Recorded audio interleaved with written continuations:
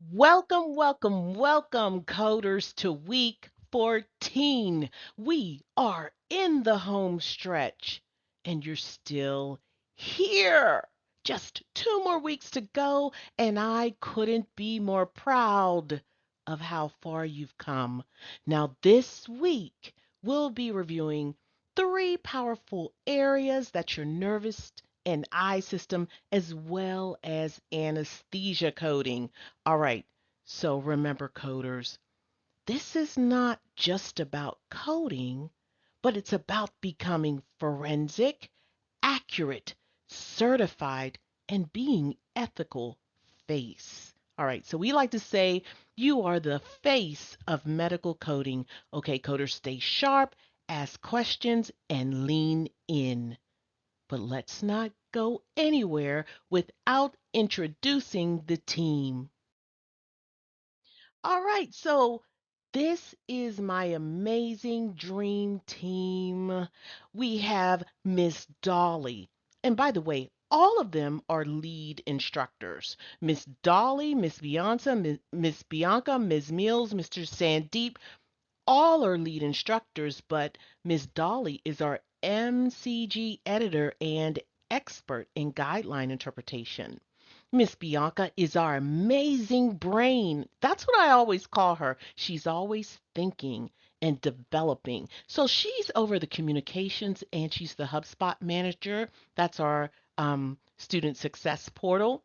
Miss Mills is our incredible midterm and A&P instructor, and she also leads the student success team.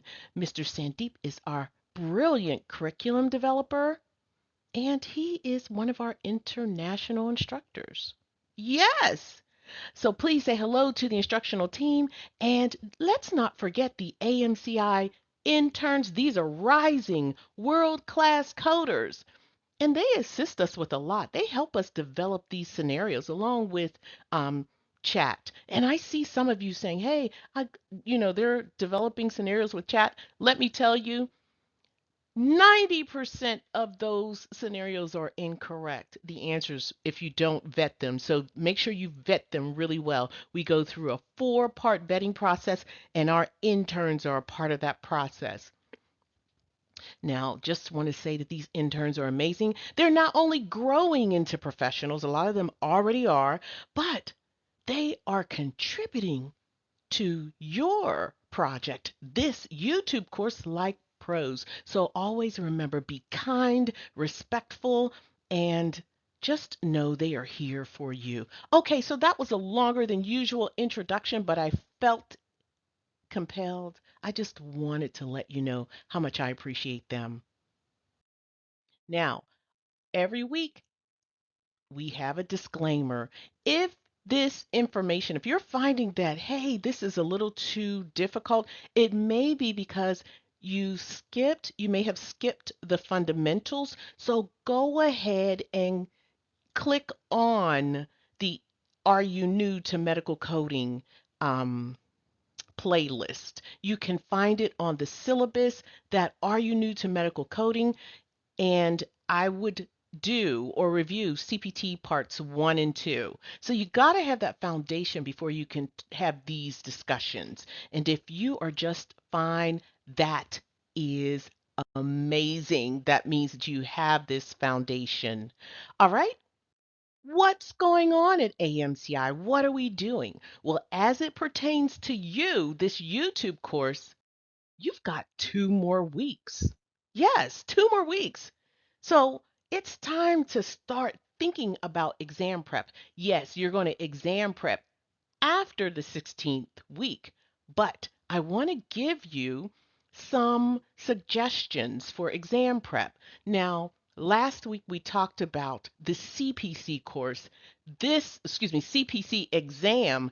This week we're going to talk about the CCS-P and what you'll need to Take the practice exam. Number one, you will need to chun your CPT manual. Use your MCG and the FTRs in the MCG to chun. Number two, take all of the practice exams in the MCG. Click on that link, then click on the link for the exams. There's lots of practice and you're going to need it. Number three, purchase the CCS-P Exam Prep book by AHIMA. It's this blue book. You're going to need it. It will prepare you, it will give you an idea of the topics and also the texture of the exam. There is also what comes with this book. Either you buy electronic, digital, or you can get the hard copy, but it does come with an exam. And that exam is very similar to the texture of the platform of the actual certification exam. So it is highly recommended. Number four, we highly recommend that you purchase the AMCI CCSP Exam Prep course. It's different than the CPC. The CPC is not as comprehensive, but CPC is great for the CPC. You don't need it. But this course will prepare you for all of the 5 testing domains. Yes, AHIMA has outlined 5 areas that they want to test you on, and this course will give you additional instruction. So what are those testing domains? I will share that with you the last week, but these 5 testing domains typically, well, testing domain 1 and 2 are your ICD-10-CM and your CPT coding, but 3, 4, and 5 are very specific. A lot of it deals with topics that we did not address or go in depth. For instance, billing and insurance. It's not in depth. Let me rephrase that.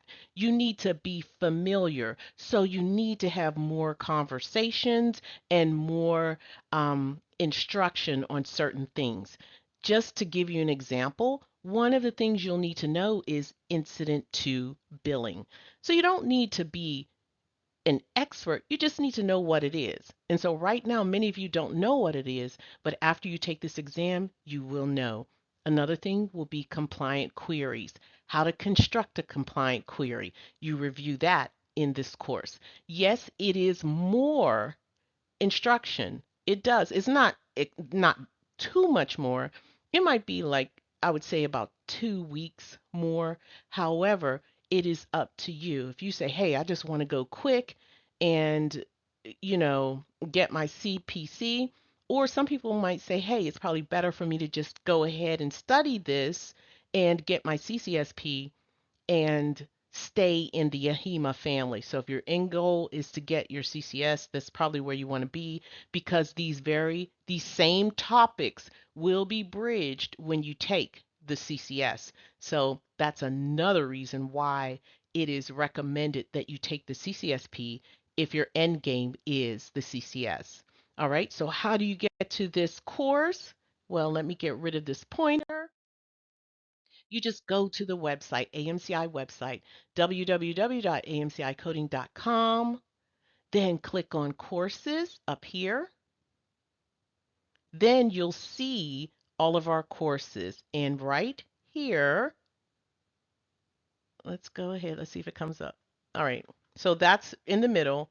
This is what you should click on. Oh, and by the way, it's $59.99. We made it very, very affordable. So you get $59.99. In addition to that course, you get a boot camp. You get 3 mock exams. So this is really designed. I created these courses with you all in mind. We said, hey, here's a free course, but we can't make you take our full course. That's crazy.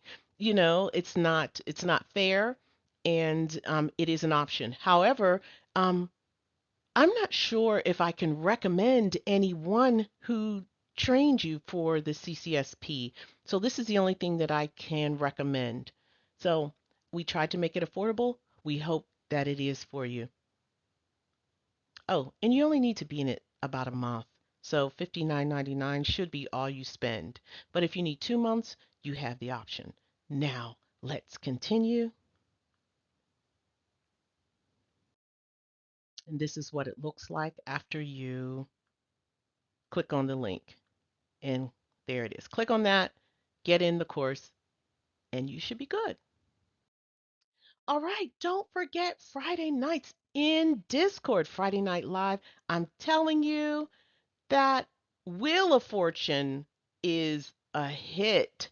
So if you're not doing anything, come and enjoy yourself. And yes, it is related to coding. So come on, have fun, and also learn to code.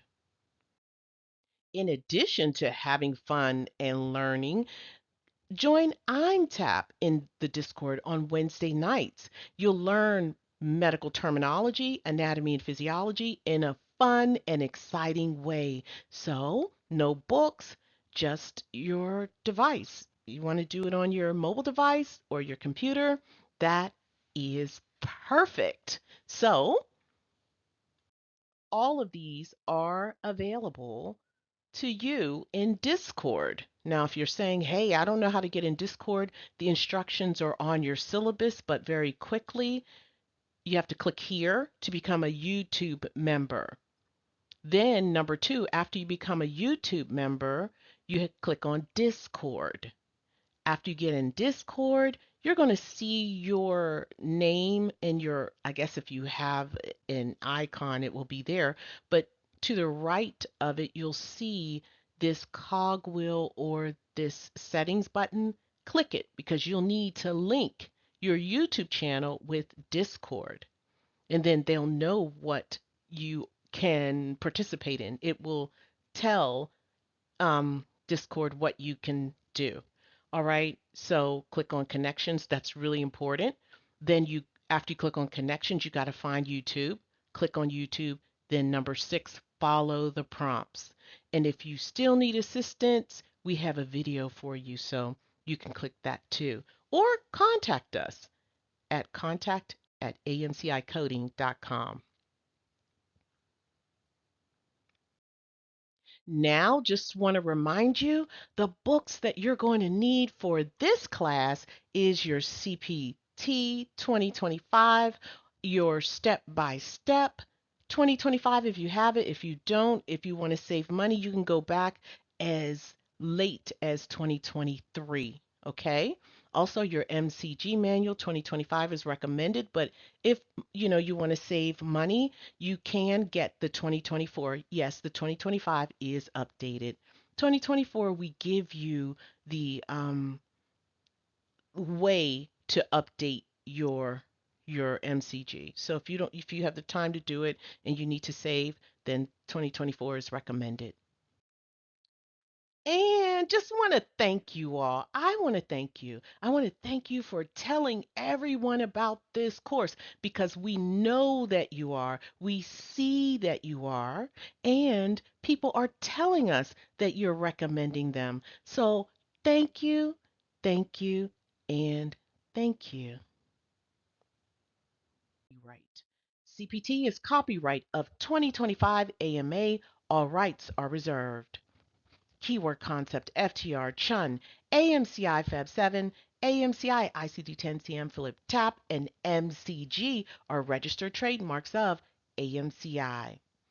CPC, CRC, COC, CPMA, CPB, CPPM, CPCO, and more are owned by AAPC. CCA, CCS, CCS-P, RHIA, RHIT are owned by AHIMA, and AMCI does not own the rights to these credentials. Goals of the presentation for week 14. Number 1, we're going to review CPT nervous system, eye system, and we may discuss ear as well. Also, CPT anesthesia. We will practice exercises to test your knowledge and hopefully will bring you one step closer to CPT coding mastery. Now, just want to remind you that we're going to be discussing FTRs, and FTRs are guidelines. That's what we call facts to remember or guidelines. These guidelines need to be annotated at the bottom of the corresponding CPT code, right?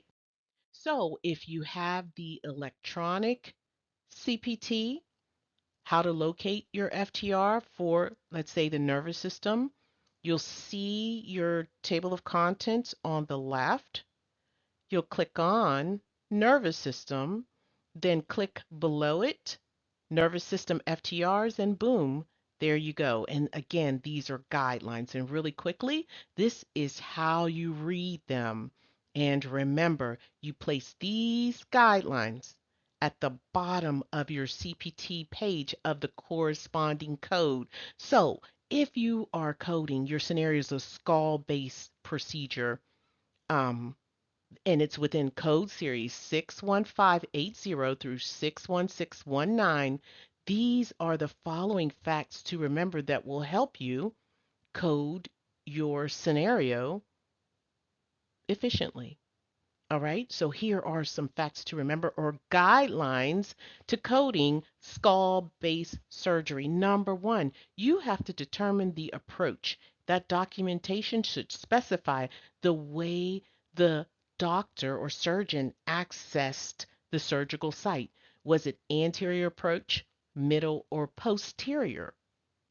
Also, was there any dural involvement? Because the codes will determine, the code selection will determine if dural involvement has taken place. Also, you'll need to match the appropriate definitive procedure. So if you have an anterior approach, you need an anterior procedure. And we do review this in our in our instructional videos. Number three, use modifier 51 for multiple procedures by the same physician. It's telling you modifier 51. You don't even have to think about it. Number four, if there is repair or reconstruction done, that is separately coded if extensive grafting, dural or skin, cranioplasty, local or regional myocutaneous pedicle flaps, if that has taken place. Also, code separately if you have different physicians performing different procedures. And that's common, right? Yeah, it's brain surgery. So do not use modifier 62 for when you have different surgeons. Don't use it if they're carrying out different procedures. Because modifier 62 is to be used when they're carrying out the same procedure. All right, different parts of the same procedure. So, okay, now I think that's all I want to say. Now let's get into our discussion. And today we're going to begin with nervous system. Code series. When I'm saying code series, I'm talking about CPT code series 61,000 through 64,9999. And study of the nervous system involves the central nervous system and peripheral nervous system. Now let's start with the central nervous system. I think most of us know that we know that the central nervous system is comprised of the brain and the spinal column, spinal cord. We know that. And we also know that the peripheral nervous system is comprised of the nerve branches off of the brain and the spinal cord. If you look at this image, you'll see the branches off the brain and all the branches that come off of the spinal cord. And what is significant? What is, I think, most significant is the autonomic nervous system. The autonomic nervous system is a critical part of the nervous system. It's a critical part of the central and the peripheral nervous system that controls the involuntary functions of our body. In other words, they operate automatically without our conscious input, so we can't control it. And the autonomic nervous system regulates essential bodily functions such as heart rate, digestive, respiratory rate, urinary, sexual arousal. And this autonomic nervous system is divided into two main components: the sympathetic nerves and the parasympathetic nerves.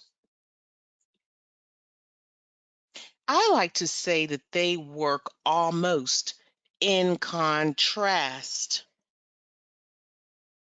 with one another, but also in sync with one another. There is synchronicity indeed. These sympathetic nerves here, often referred to as fight or flight system, it prepares the body to respond to stress or emergencies. Whereas the parasympathetic nerves, these nerves are considered the rest and digest system. These parasympathetic nerves, they conserve energy and restores the body to a state of calm after the fight or flight over here has passed. In sum, these nerves work together to operate and regulate essential bodily functions without our consciousness. Now, let me show you. All right. So, on the right, you see the eyes, the dilated pupils. The sympathetic nerve dilates, is responsible for this pupil dilation, whereas the parasympathetic is responsible for the constriction of those pupils. Your salivary glands, the sympathetic nerves inhibit salivation, whereas the parasympathetic, they stimulate saliva. In terms of your lungs, the sympathetic relaxes the airways, and the para, they constrict the airway. And look where they are coming. Look what impacts. They're coming right off of the spinal cord or the peripheral. And the sympathetic nerves increases your heartbeat, para slows the heartbeat. Your sympathetic inhibits activities of the stomach. Your para, they stimulate activity. And you can keep going. You got regulation, the sympathetic stimulates release of glucose, inhibit gallbladder. The para inhibits the release of glucose and it stimulates the gallbladder. They are totally opposite. And then when it comes to the colon, the sympathetic nerves inhibit activities of the intestines, whereas the para, they stimulate activities of the intestine. And your kidneys secrete epinephrine and norin. It got me. Norin, nor. Ugh, if someone can help me. Norepinephrine, please, and thank you. All right, your bladder is relaxed over on the sympathetic nerve side, whereas the para contracts the bladder. And the genitalia, the sympathetic nerves, they promote ejaculation and vaginal contractions, whereas the para, they promote erection of the genitals.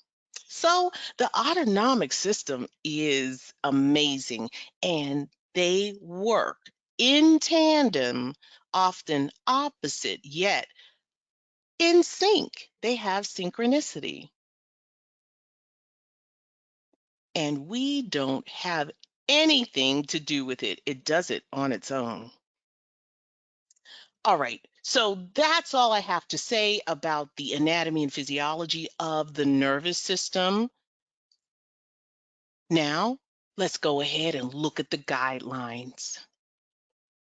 And yes, the nervous system is a part of the surgery section, so these general surgery guidelines are applicable. We've seen them before, we know what they are, and I just want to bring to your attention that they are applicable and always apply them when appropriate.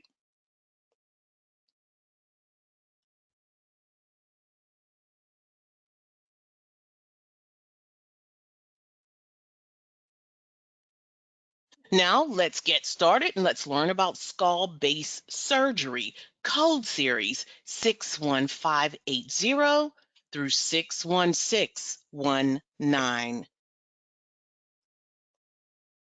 Now, these skull base surgery procedures are performed to treat lesions on the skull base.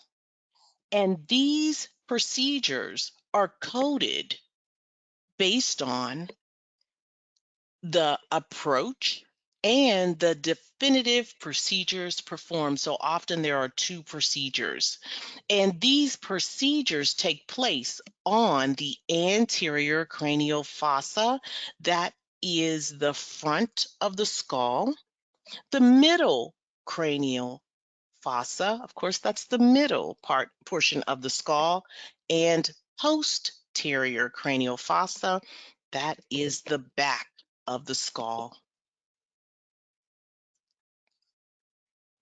Now, I want to show you some guidelines. All right.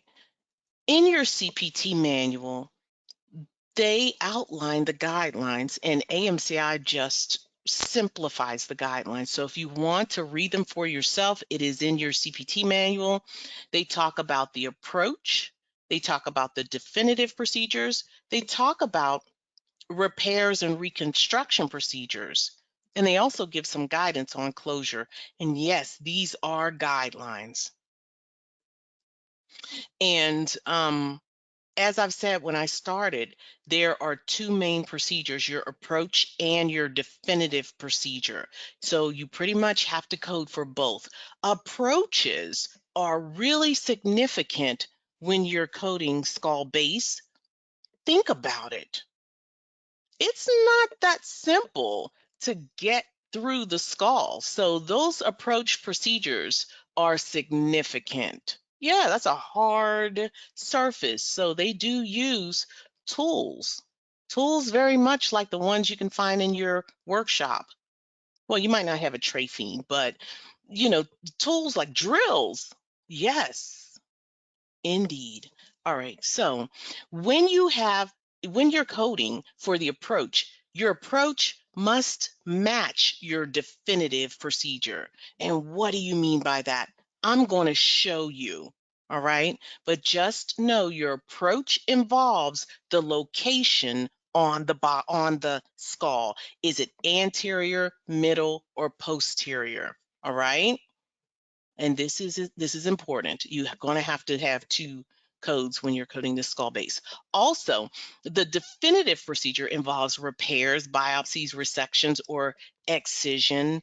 Then you could even have more procedures such as specific repair or reconstruction procedures. And these are reported separately. But if it's taking place, you will need to code them. All right. Now, the FTRs that we really stress are the approach and the definitive procedure should match.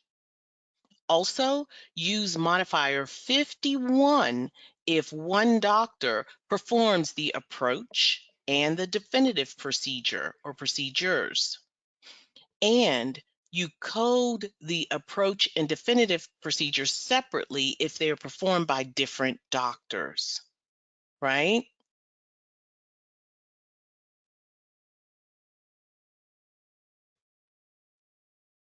And then they give you a guideline here.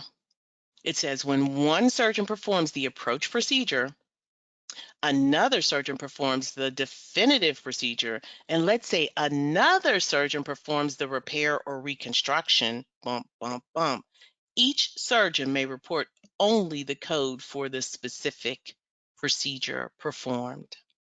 Now, if one surgeon performs more than one procedure, then they have to append modifier 51.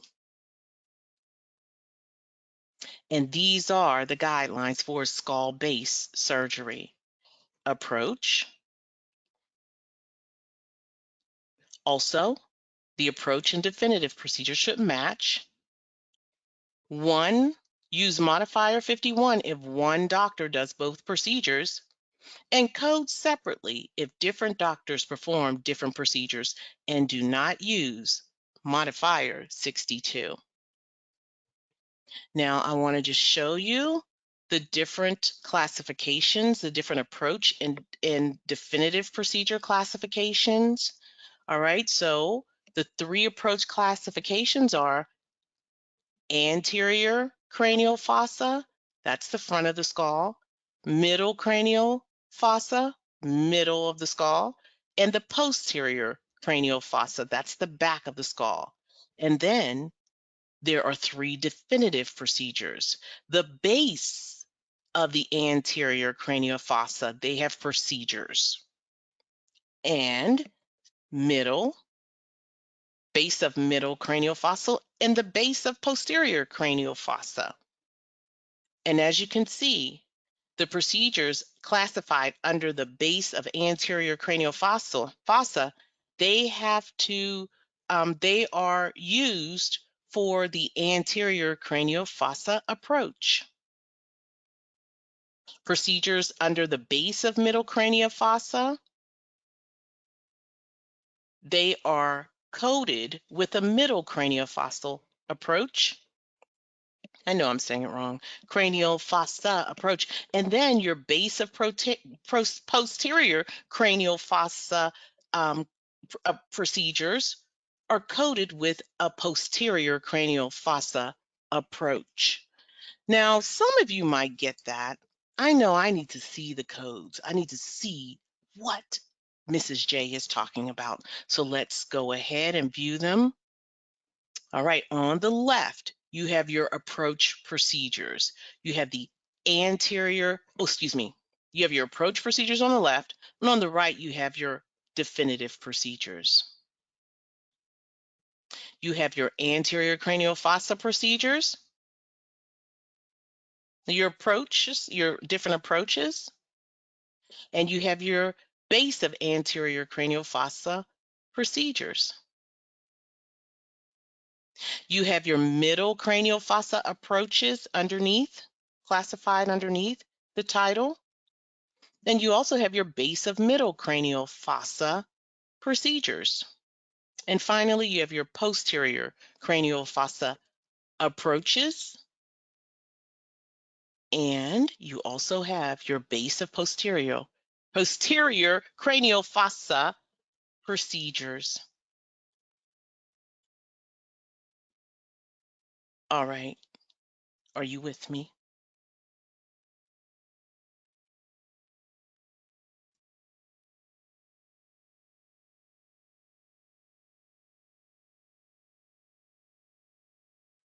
Two people said yes.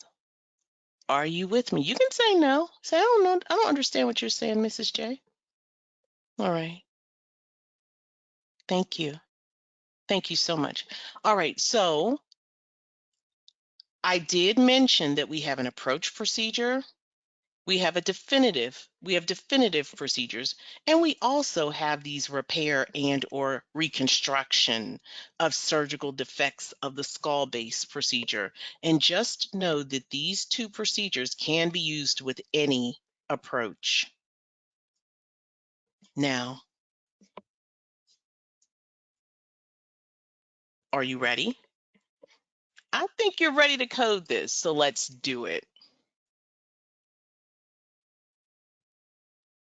What CPT code is or are reported A, 61521, B, 61524, C, 61598, 616 modifier, D, 61597, 616 modifier. A 54-year-old male is diagnosed with a tumor of the skull base just below the occipital tonsils via transpetrosal approach to the posterior cranial fossa. The surgeon performs an intradural removal of the tumor of the posterior cranial fossa at the base of the skull. Dural repair is done and the area is closed with Neuralon. Okay, coders, you have 2.5 minutes and your time begins now.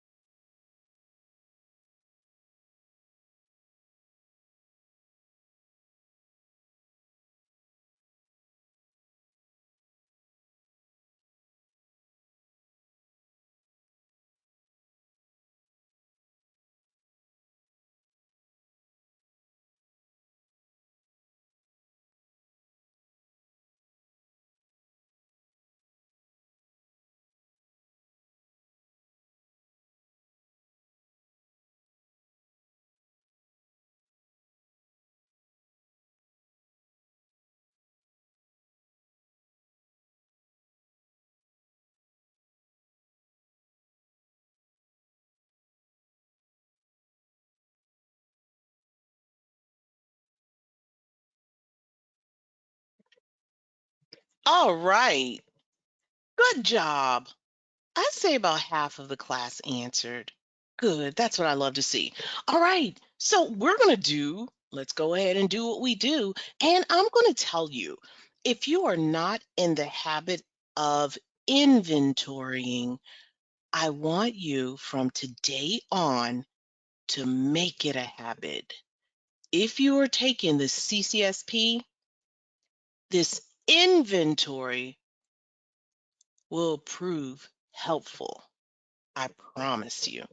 All right, so we've got a tumor of the skull base just below the occipital tonsils, transpetrosal approach to the posterior cranial fossa. Intradural removal of the tumor of the posterior cranial fossa. Looks like something is matching at the base of the skull. dural repair is done. All right, so the tumors of the skull base is just below the occipital tonsils. Then they had this transpetrosal approach to posterior cranial fossa. So they went this way to the posterior cranial fossa, and it's a form of posterior cranial fossa. Then they had intradural removal of the tumor of the posterior cranial fossa and dural repair. So what took place? Well, if you wanted to know, the patient was likely sitting or lying in this position, and the procedure took place somewhere around here. So it is likely that the approach took place right here. Bump, bump, bump. Or it could be here or here. Not there. I don't think so. Okay, so this, if you're looking from the side view, you can see right here in this section, this is where the tonsils, the occipital tonsils live, and this is where the tumor is and was removed. Now, let's check out these guidelines according to MCG. And it says, well, you need to know the approach. Is it anterior, middle, or posterior? And then they also say, be more specific. Was it intradural or extradural? Was that lesion intra or extradural? And they tell you that approach and definitive procedures must match, and use modifier 51 if one doctor does both procedures, and code separately if they didn't, and don't use modifier 62. Now, question, did one doctor do both procedures?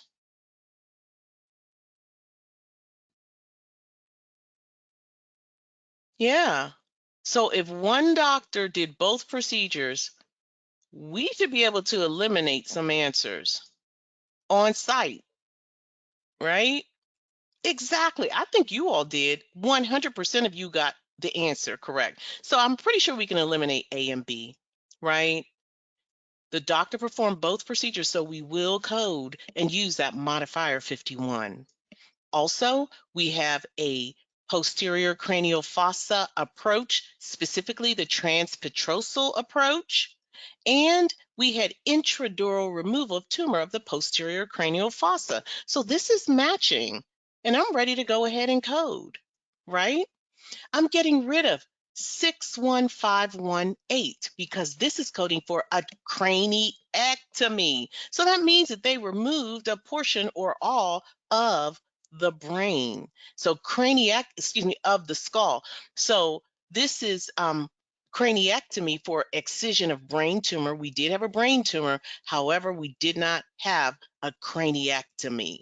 So therefore, the parent is wrong. So therefore, the child or the dependent code is wrong. 61528.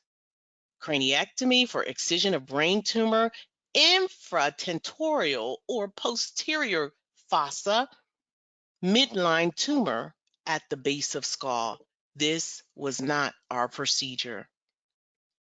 And just like the 61521 is incorrect, so too is 61524, still the wrong procedure. If the parent's common language portion is wrong, so too is the child, but this is not the parent. So here we go to 61522, craniectomy, infratentorial or posterior cranial fossa. This is a craniectomy as well for excision of fenestration of cyst. Gotta go. No craniectomies. Now, let's get down to the good stuff. Under posterior cranial fossa, our approach, you'll see transcondylar approach for posterior cranial fossa. I'm not going any further. There is no transcondylar approach. Our approach was transpetrosal. So 61597 is incorrect, and 61598 is correct. This is transpetrosal approach to posterior cranial fossa, clivus, or foramen magnum, including ligation of superior petrosal sinus and or sigmoid sinus. This is the correct approach. We're going to get rid of the transcondylar. Now let's look below at our definitive procedures under the base of posterior cranial fossa, and it's coding 61516. The parent is saying that this is resection or excision of neoplastic vascular infectious lesion of the base of posterior cranial fossa, jugular, foramen magnum. And it says, well, it says C1 through C3 vertebral bodies. It has to be C. And 61616 is intradural, including dural repair. Now we can't use 15 because this is extradural. So C is our answer, 61598, 61616, 51 modifier because one surgeon carried out both procedures. I don't think you all needed that explanation, those that answered, but those that didn't, maybe they did. And I just want to say outstanding to everyone.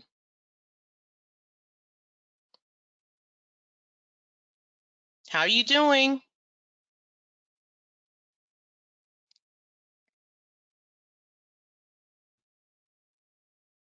Good deal.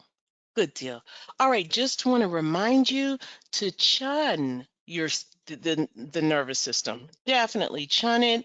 And if you forgot, chun is the acronym for circle, highlight, underline, and notate. And don't forget there are some additional suggestions as well.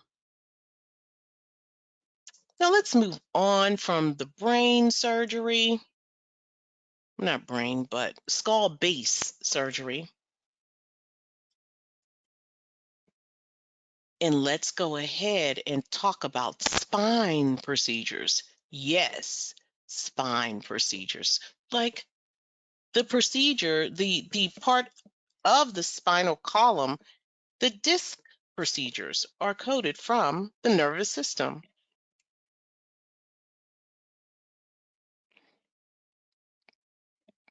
And don't forget, this is the image from the musculoskeletal system.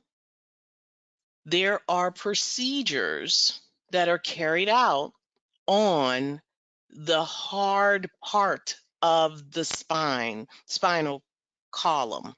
And it's not necessarily the spinal cord, but when there is trauma or any type of deformity on the hard part of the spine, it could cause pain. It could impact or come in contact with the spinal cord, causing pain. So that's why these procedures on the hard bony part can be also coded from the nervous system, specifically procedures like laminectomy. So if you look in the image, and this is the thoracic vertebrae, if you look right here, this is your lamina, and often they carry out procedures on the lamina like laminectomy. They might remove the lamina to enable decompression, to decompress that region and to probably release that pain. That might be what was causing the pain of the spinal, in the spinal cord. And that is a common procedure. Now, if you look here, this is your lumbar vertebrae. Of course, they have a lamina here and a lamina here. And you can have bilateral laminectomies. Just saying. All right. And just like when we did or reviewed the anatomy in the musculoskeletal system, we had to know the number of segments. And you all got this, so I'm not going to bore you with this. And you also have to know the number of spaces. You have to, because the procedures depend on you knowing that. So last time, I remember that when I asked the number of segments between L1, or number of segments from L1 to L5, you all knew that it was 5 segments. Then I said, well, what are the number of spaces, these discs between L1 and L5? And you all knew that it was 4 discs. All right. All right. So let's get to the good stuff. We're going to just tell you some coding tips. When coding for spine procedures, watch out for your ectomies or otomies. Ectomy means removal. They're going to remove that lamina, that laminectomy. Otomy, they're just cutting into it. Sometimes they cut into it only for decompression, to decompress the pressure on the spinal cord. And pay attention to the approach. And you need to know the number of segments or spaces. Is it unilateral or bilateral? Are these procedures unilateral or bilateral? And make sure you read your parenthetical guidelines. Sometimes it will help drive you to the answer. Just sometimes. All right, so are you ready? Let's do it. Somebody said, I think so, but I don't think they were talking about that. All right, let's do it. What CPT code is reported for this surgery? A, 63005, B, 63020, C, 63050, and D, 63047. A patient has severe spinal stenosis between L3 through L5, inferior to disc space. A laminectomy is performed on L4 along with a decompression of L3, L4, and L4, L5. All right, coders, you have 2 minutes to solve, and your time begins now.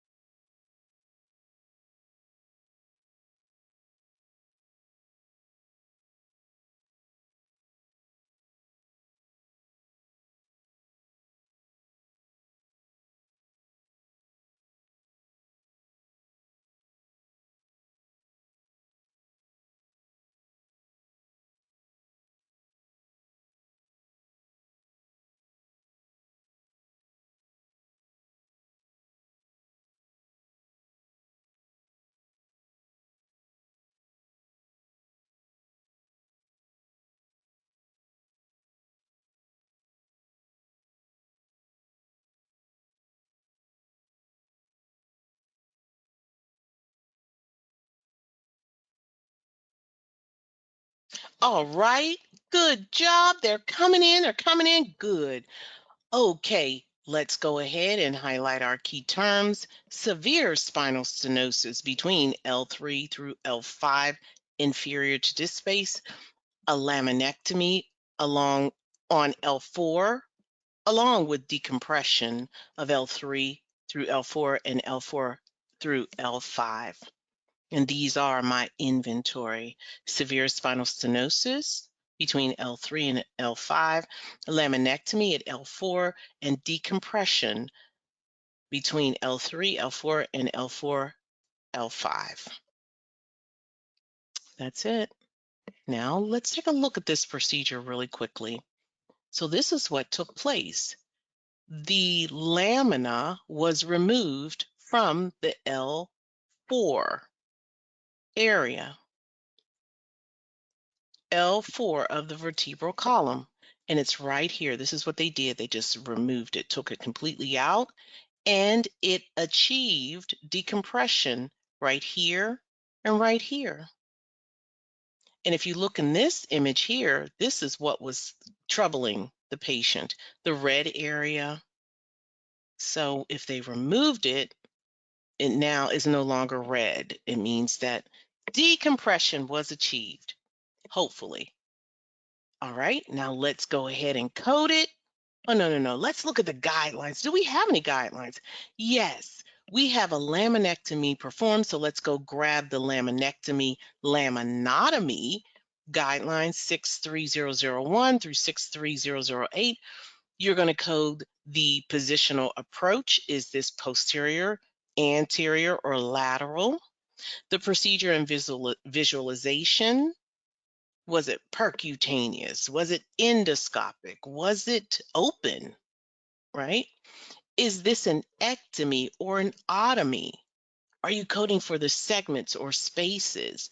And what are the number of segments and spaces? And where on the spine is this procedure? Well, we know it's on the lumbar spine, right? We know the number of spaces. Here's 1, 2, and 3. Just, well, maybe 1, 2, maybe 3, maybe. All right, so let's go ahead and code it out. All right, so 6320, letter B, is coming up wrong. Wrong procedure. Look, laminotomy. Laminotomy, right? Gotta go.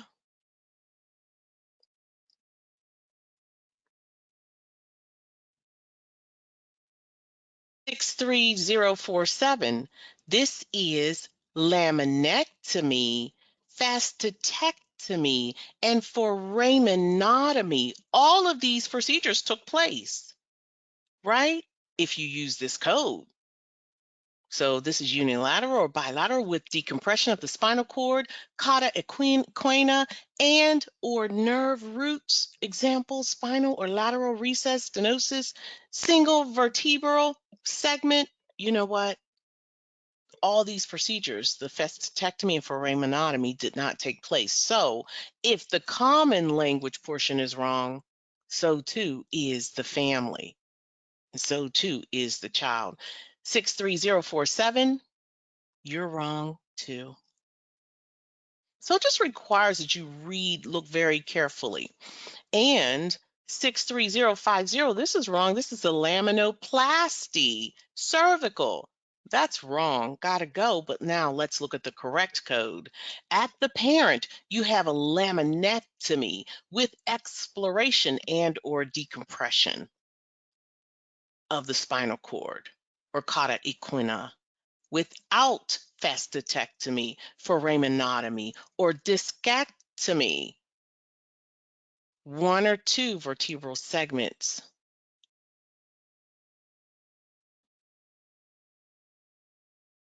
Lumbar, except for spondylolisthesis.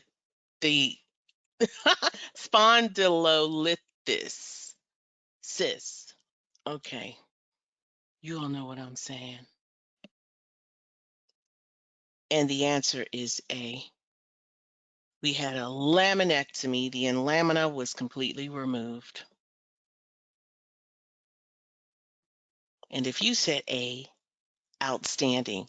But if you learned something, that is priceless. Someone's teasing me how I said it. I did my best, but you knew what I was saying, right? All right, so did you learn something? Quite a few of you kind of weren't sure. Yeah, so the moral of the story, just to read really carefully, and if you would like to, if it would help, write out the main procedure.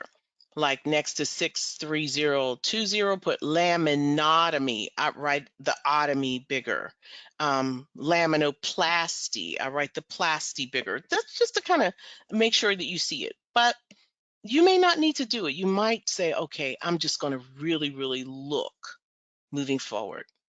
And that's good enough too. All right, we got another scenario. Exercise 3. How should each provider involved code their portion of the surgery? A, 6308752 modifier, 6308852 modifier times 2. B, 6308562 modifier, 6308662 modifier times 2. C, 6308780 modifier, 6308880 modifier times 2, and 6308563800682 times 2. A 47-year-old female presents to the OR for a partial corpectomy, for partial corpectomies of 3 thoracic vertebrae. I'm going to take that out. I'm sorry. One surgeon performs the transthoracic approach and one corpectomy of a vertebral nerve root decompression, and the other surgeon performs the remaining 2 vertebral nerve root decompressions. All right, your time begins now. You have 2 minutes to solve.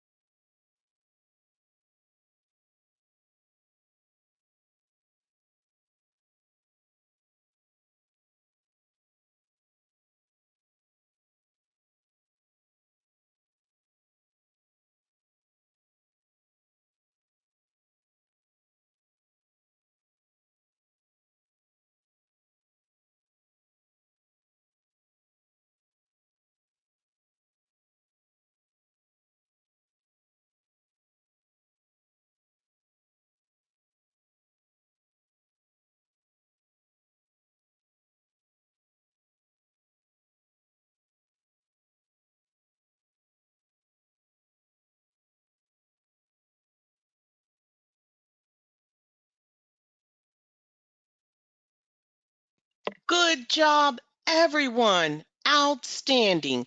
And one person basically said, that she solved this by the modifiers. Outstanding. All right, so we have partial corpectomies of 3 thoracic vertebrae. One surgeon did a transthoracic approach and 1 corpectomy of a vertebral nerve root decompression, and the other one performs the remaining 2 vertebral nerve root decompressions, right? So my inventory. We had 3 partial corpectomies of the thoracic vertebral vertebrae. Then this is transthoracic approach. One surgeon did 1 corpectomy, the other did 2. So we didn't have a FTR in the MCG, but I got a feeling we're going to have one. Yes. So I went to the guidelines, and the guidelines say, well, I see modifier 62, but the guidelines pretty much said, hey, for the following codes, when you have 2 surgeons work together as primary surgeons performing distinct parts of the spinal cord exploration or decompression operation, each surgeon should report his or her distinct operative work by appending modifier 62 to the procedure code and any associated add-on codes for that procedure code as long as both surgeons continue to work together as primary surgeons. All right, and it says, it even gets, more specific. In this situation, modifier 62 may be appended to 63087 as appropriate. So if it took place, you can append modifier 62. And then if you go to your modifiers, modifier 62 is when 2 surgeons work together as primary surgeons performing distinct parts of a procedure. They don't have to be doing the exact same thing, but distinct parts, different parts. All right? All right. So I think we know the answer, right? Okay, so these are co-surgeons. One did 1 corpectomy, the other did 2. So let's go ahead and code it out. 63087, it says thoracolumbar approach. Oh, I'm sorry. You know what? I kind of made a mistake here. Let me go back. I just want to let you know that it is here. 63085. 63085, you can append modifier 62 on all of these codes, okay? All right, so 63087 is incorrect because this is a corpectomy with thoracolumbar approach. We have transthoracic approach, so wrong approach, and therefore 63087 is incorrect. If we go to 63085, we know it's correct. This is a vertebral corpectomy, transthoracic approach with decompression. That's exactly what they did. They carried out transthoracic approach with vertebral nerve root decompressions. And this 63085 is for the first segment. And the add-on code 63086 is for each additional segment. And we know that the first surgeon is going to use the first code, and the second surgeon or the other surgeon will use this add-on code twice because they have 2 additional nerve roots to code for. So if we're looking at our answers,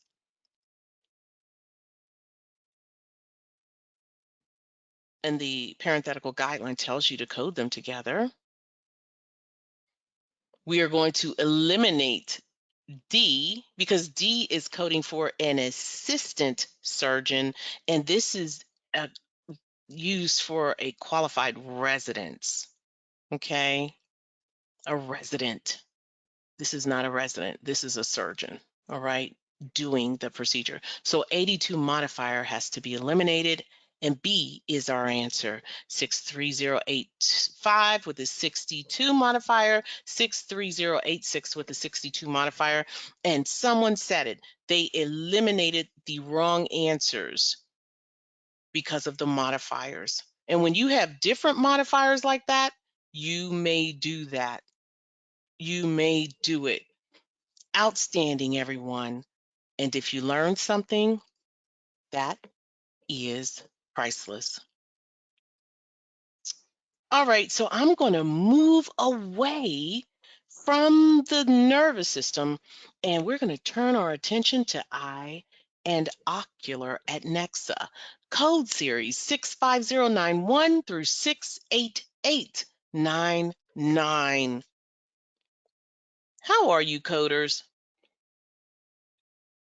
Before I move on, I just really don't see a lot of chatter. Okay, good. Good. You learning stuff? As long as you're learning, that's it. This is where you do it, right? Yeah, outstanding. Okay, so let's go ahead and let's talk about these eyes. And I am so disappointed that I don't have an eye procedure for you to code. Maybe I'll just drop one in next week. But these are really important because you got to know the anatomy of the eye muscle, right? And you've got 6 eye muscles. Each eye has 6 eye muscles. You've got some vertical muscles and their names: the superior rectus, that's a vertical muscle. The inferior rectus, that's a vertical, right? It's going vertical. Your superior oblique muscle, as well as your inferior oblique muscle, these two are considered vertical muscles. And you only have 2 horizontal muscles, the lateral rectus and the medial rectus muscle. In fact, my advice to you: just remember the horizontal muscles, lateral and medial, and everything else is vertical. I'm gonna let that marinate. Now, when you're coding these eye procedures, they're very delicate, so often you'll see them use that operating microscope. So look for the language. If it's in the code language, you don't have to code it additionally. If it is in your documentation that they used it and it's not in the code language, make sure that you code for the operating microscope. Now I have a different procedure. I just want you to know these muscles and pay attention to the microscope. I got a different procedure for you. All right, you ready? Code this procedure: A 6971650 modifier, B 67916 E4, 67914 E2, and 6791450, and D 67923 E4, 67921 E2. A 65-year-old patient presents with ectropion of the right lower eyelid. Repair with tarsal wedge excision is performed for correction. Attention was then directed to the left eye. The patient also had ectropion of the left lower lid, which was repaired by suture. Okay, coders, of the following answer, which one is correct? Your time begins now.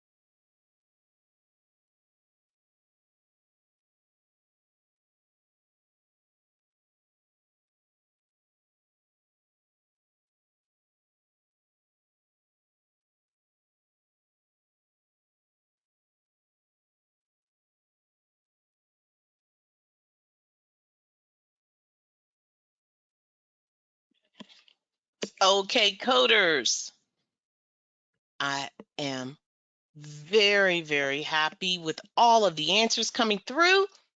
And some of you are going to have an aha moment. And some of you, you're going to pat yourselves on the back. But remember, aha moments are priceless. We have a patient with ectropion or ectropion of the right lower eyelid. And they had a repair with tarsal wedge resection. Then on the left eye, the patient had ectropion. Same procedure, maybe. Well, the only procedure they had was the same, was the repair by suture.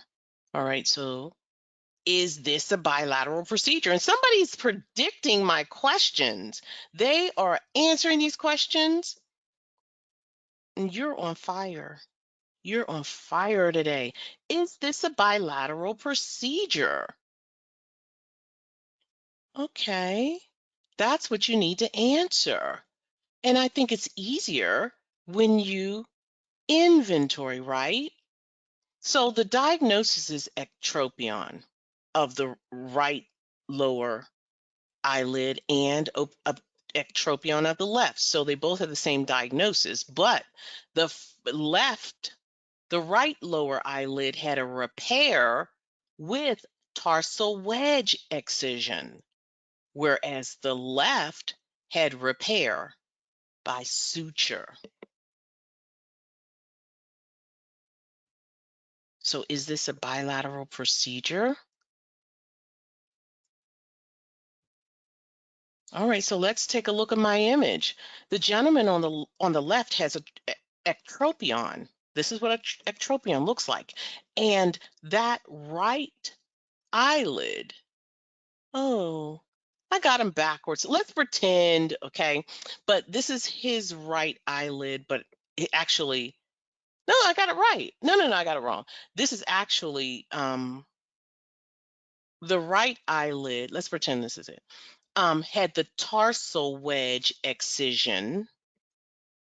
Look at Mrs. J trying to give you something and messing it all up. I really do want to. I do want to move them if you don't mind. Yeah, I can.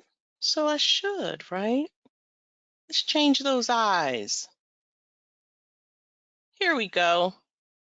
All right, so the right, this is his right, right?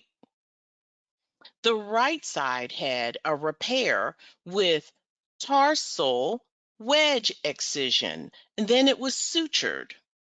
Okay. And then this one was just sutured. So they basically took a wedge piece out, and then sutured it up. And then the result was this. He had a really good surgeon. Woo! So as you can see, these were not bilateral procedures. So with that said, we can eliminate some things. We can eliminate both A and C. See that modifier 50? Just saying. Now let's do our due diligence. If you look at C, 67914, it's saying it's correct. Repair of ectropion suture. That did happen. However, that modifier 50 is wrong because we're not coding for the same procedure on both sides. We had one side with the suture, another with the tarsal wedge excision. So that modifier 50 is incorrect because a bilateral procedure did not take place. And so too is the modifier on A. So let's go ahead and get rid of those bilateral modifiers because they are a distraction. So let's look at 67923. It's coming up wrong. Why is it wrong? Because if you look very closely, the parent language, it says repair of entropion, not ectropion, right? Two different procedures. One is inward, one is outward. So 67923, and that excision tarsal wedge is incorrect because the common language portion at the parent, the common portion language was incorrect. So we're going to get rid of you. And do you all see the importance of chun? Yeah, if we had these written out, we would have seen it. And I put the ECT in all caps. If that works for you, or the ENT, definitely do it. So let's look at the correct code. If we go to the, this is the parent 67914, repair of ectropion, and then you go down to 67916, excision tarsal wedge. This is indeed correct. Now you see these modifiers, E4 and E2. These are HCPCS modifiers that you can find right in your CPT in the front cover. And if you look, E2 is for the lower left eyelid, and that's your incision or suture, excuse me. And E4, the lower right eyelid, that's your excision of the tarsal wedge. So if you said B, outstanding job. How are you? Did that make sense? Someone said they're so grateful for the front of the CPT. Yes. And while you're at it, look to the right and you'll see place of service codes too. Yeah, that's where the service was rendered.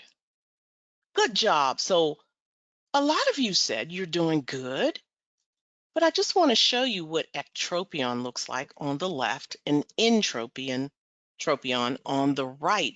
And this happens most commonly as a result of aging. So that means those tendons and muscles have weakened and it stretches out, and then your eye starts turning in or out.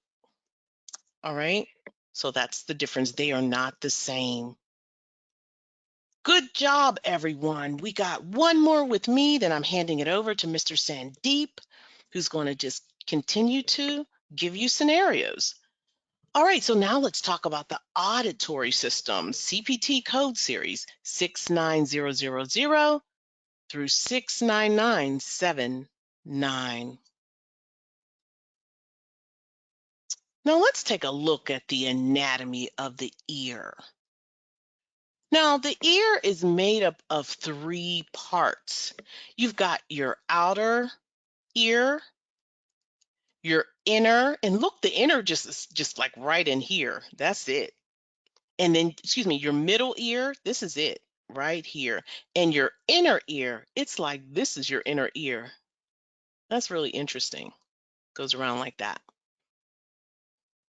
Now, all three parts of the ear, they're important for detecting sound by working together. And they move, and sound moves from the outer to the middle to the inner. Now, the outer ear is your external portion, and this consists of the auricle or auricular lobe right here, or your earlobe. And this, the outer portion actually it gathers the energy from sound and pushes it in to help us hear. And it focuses it on the eardrum. All right, so what is the middle ear down here? This is the part of the ear between the eardrum and the oval window. And the middle ear transmits sounds from the outer to the inner. And it consists of three bones called ossicles. These three bones, ossicles. And due to their shape, they also have different names. You've got your malleus right here, and sometimes they call that the hammer. And then you've got your incus, they call that the anvil. And then you have your stapes right here, boom. And sometimes they call that your stirrup. And the oval window or the round window and the eustachian tube. Okay, so your oval window, your round window, and your eustachian tube. Now, the inner ear, it contains the sensory organs, and this is for hearing and balance. All right. So, majority of these problems that you'll code for are right here in the middle ear. And there's a condition called otitis media. That's a common ear infection that children tend to have.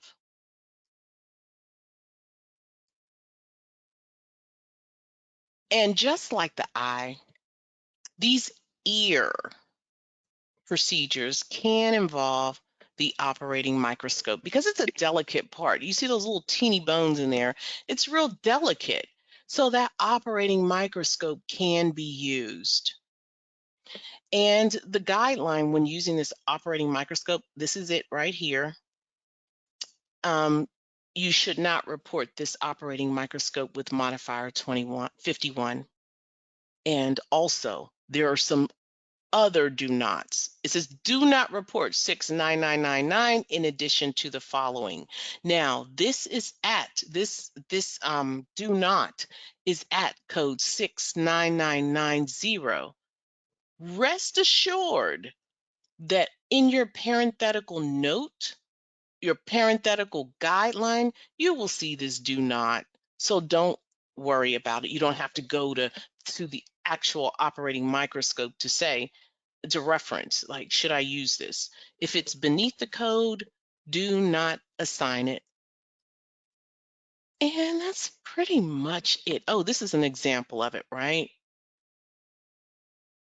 And I know these are not eye procedures, but I just want to show you, it tells you when not to use the operating microscope. And as you can see, this is no regular microscope. It's a very expensive tool. It is highly,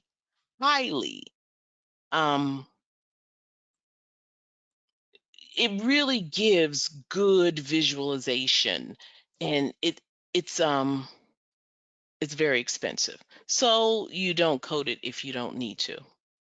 All right.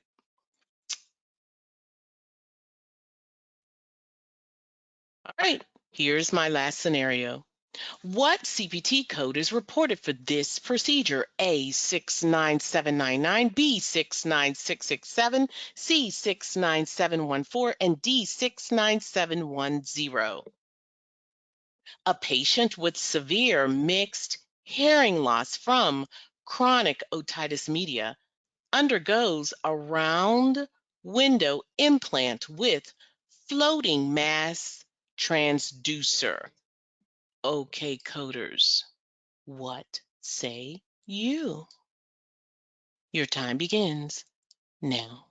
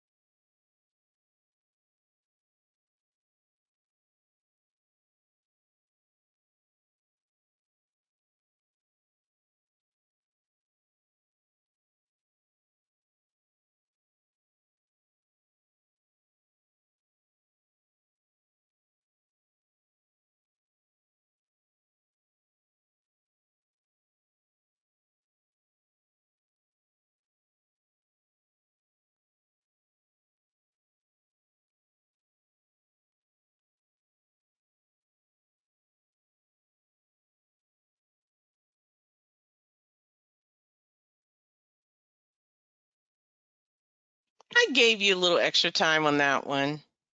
I did. And a lot of people are not sure, and I don't blame you, right?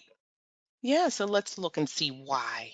All right, so my keywords: hearing loss from chronic otitis media, round window implant with floating mass transducer.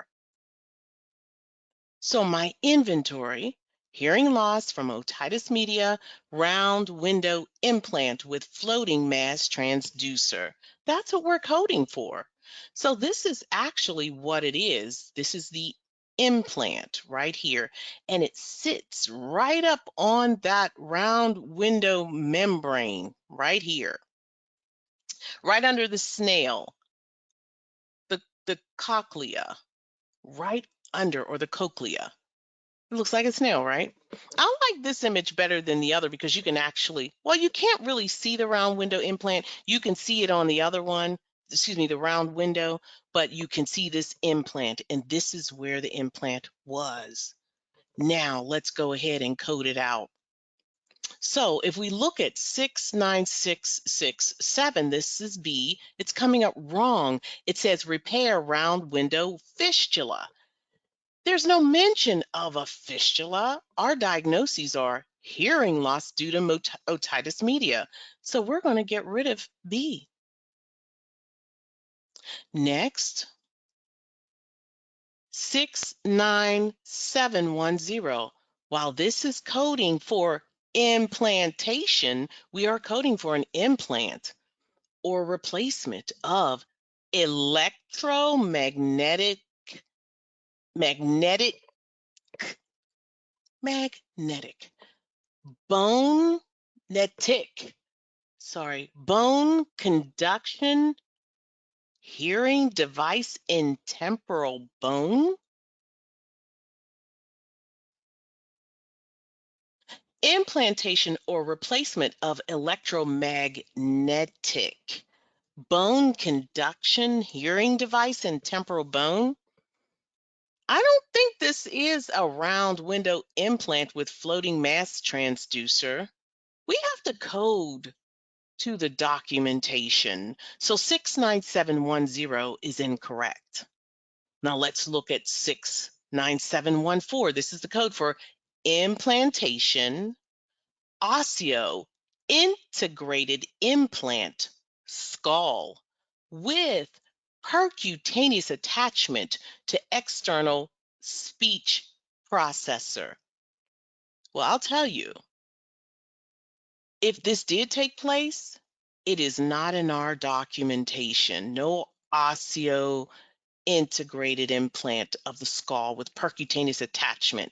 So we're going to get rid of 69667, excuse me, 69714.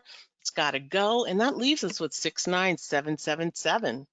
69799. Excuse me, Mrs. J.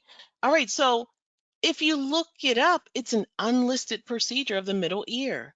That's indeed the best of the four. Otitis media is a middle ear infection that I tried to explain at the beginning of this section, and it's the best of the four. So when you have to use this unlisted procedure, right,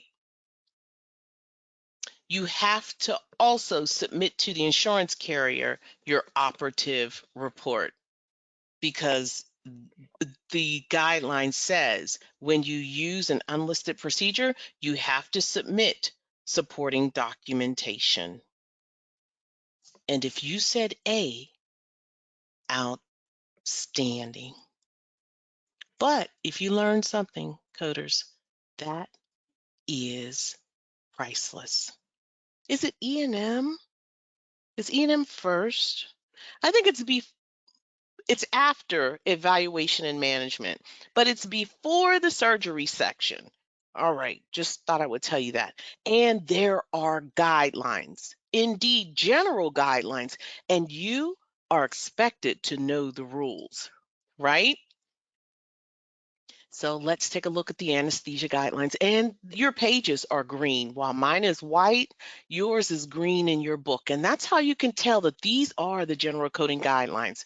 So I'm not going to read all of this, but to summarize, in this section, it tells you right here what is bundled in the anesthesia code. Right here, it tells you how to consider moderate conscious sedation, and moderate conscious sedation is not coded here. It isn't. Also, it tells you the role time plays with anesthesia coding, and we're going to talk about how to calculate time and how to calculate those anesthesia payments. Also, this guideline tells you how to report medical services. Remember, medical services are not the same as anesthesia services. So the doctor or the surgeon who's carrying out the surgery, they code separately because the doctor and anesthesiologist, they're two different people. Right? So don't confuse it. When you're coding and you know it's for anesthesia, make sure you stay in the anesthesia lane. All right, supplies, materials is pretty much the same as surgery. When, the anesthesiologist needs sterile trays and drugs, typically it's bundled into your anesthesia code. However, there may be some circumstances where you'll need to code it out separately, and you do have to use that 99070.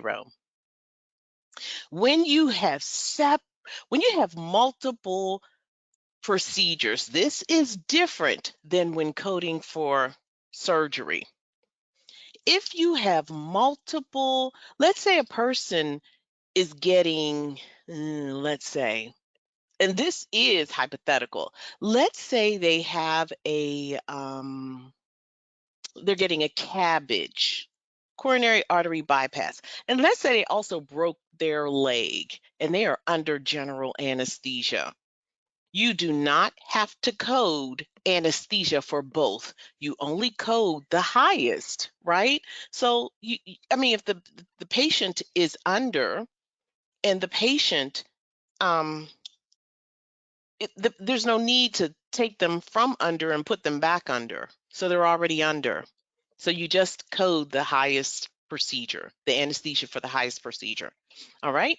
And unlisted services or procedures, it's the same thing as surgery. When you use an unlisted code, you have to do something. They don't know. The payers don't know. When you use that unlisted code, they don't know what it is. So you're going to have to also provide a special report right here, top left.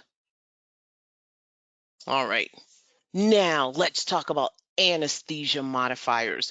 There are two types of modifiers. You have your physical status modifiers and your qualifying circumstances. What's going on here? Let's go back. Okay, and you have your physical status modifiers and your qualifying circumstances modifiers. Your physical status are right here, and this describes the status, the physical status of the patient at the time of anesthesia. Is it a normal, healthy patient? Is this a patient with mild systemic disease or severe systemic disease or severe systemic disease that's a constant threat to life? A moribund patient who's not expected to survive without the operation and P6, this is a brain dead patient. Nonetheless, most patients are assigned a physical status modifier. Also, the qualifying circumstances modifier. Over here, this basically describes certain circumstances that should entitle the patient or the doctor, anesthesiologist, let's be clear, anesthesiologist, for more revenue, because these describe circumstances that would substantiate it. All right. So 99100, this is for a patient with extreme age, extreme meaning younger than 1 or older than 70.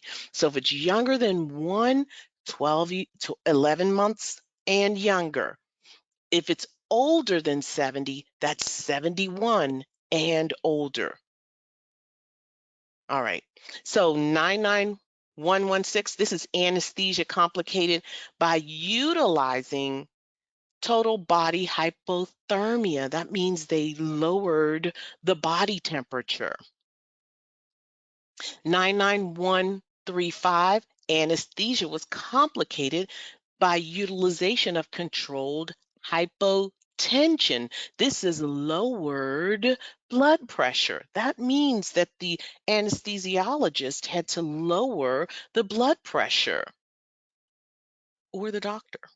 All right, 99140, anesthesia complicated by emergency conditions, not ER emergency, but specific and defined emergency conditions, such as without this procedure, if they delayed treating it, the patient would lead to a significant increase in the threat to life, let's say loss of life, or loss of body part.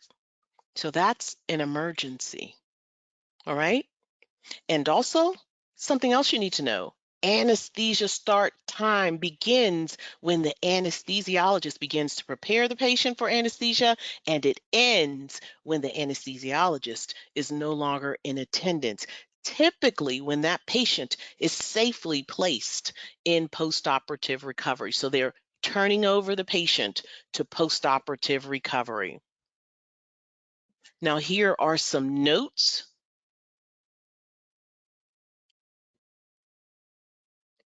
When you want to calculate anesthesia time, just know 1 unit of time equals every 15 minutes.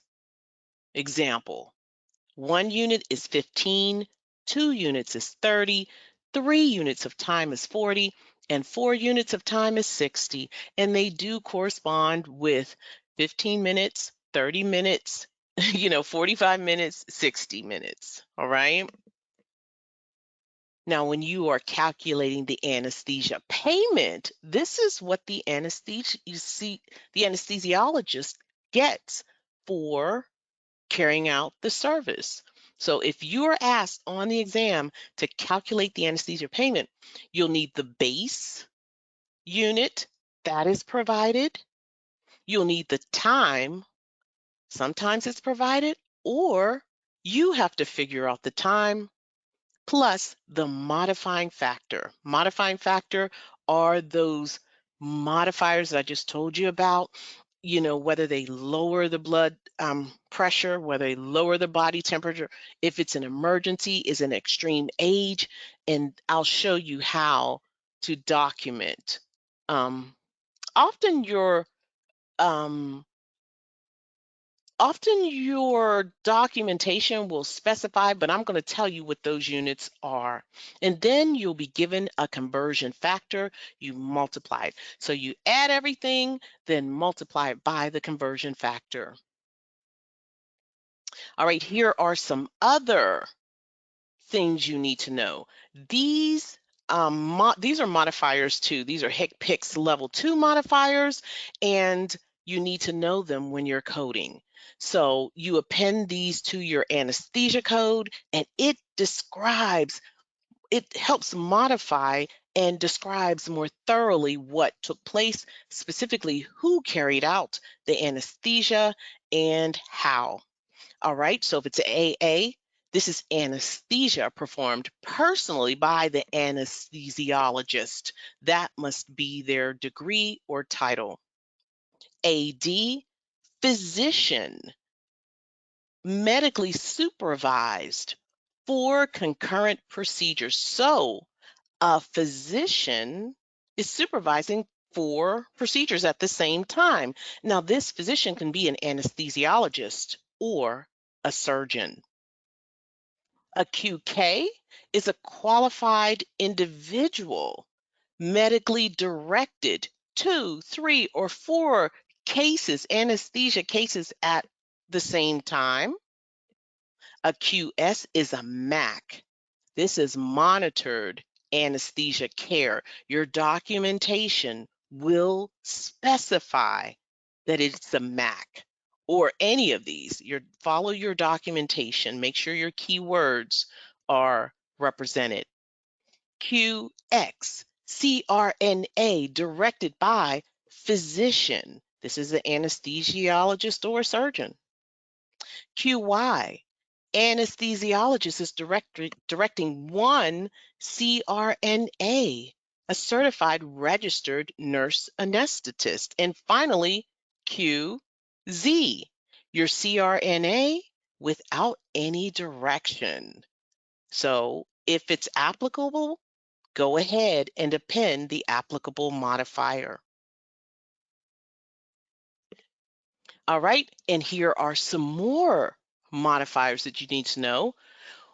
These are anesthesia-related modifiers. 23, this is unusual anesthesia services. I think we're missing something. I'm going to open up my book and give you the exact, it's unusual anesthesia. Okay, so anytime you have unusual anesthesia, let's go ahead and make it.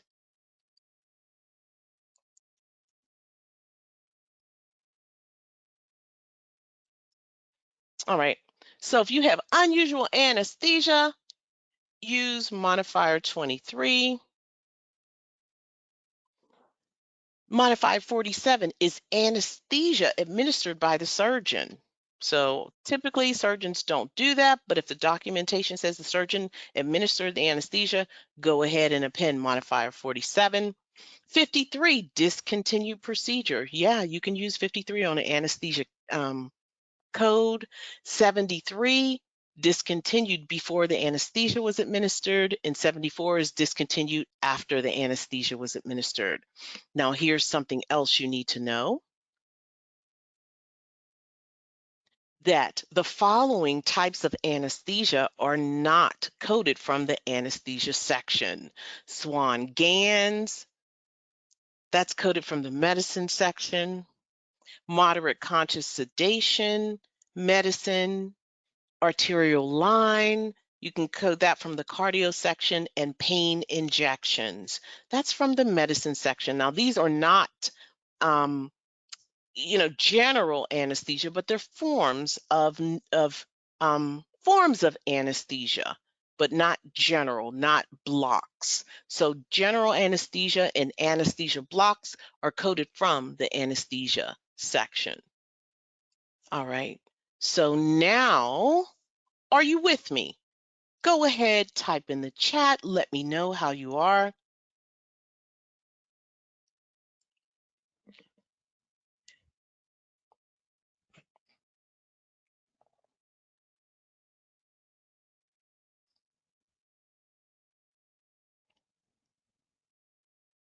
All right, good deal, good deal. All right, so now let's go ahead and look at our chun review. This is how we're going to chun the anesthesia section. Pretty much notes. Yeah, we need some notes in here. So this is in your anesthesia section. We've just looked at it. So what I would do is I would start with the physical status modifiers. At the P1, when there is a normal, healthy patient, I would say 0. That gets a 0. All right. So when we're talking about the modifying factors, modifying factor would be 0. All right. So a mild systemic disease is also 0. A patient with severe systemic disease would get a 1. Severe systemic disease that's a constant threat to life is a 2. A moribund patient who's not expected to survive would get a 3, and a brain dead patient would get a 0. Now, let's go over to the qualifying circumstances for extreme age. Younger than 1 and older than 70, I would write 11 months and younger and 71 years of age and older. And that's for the exam, because you could be going really fast and you need to have some documentation there.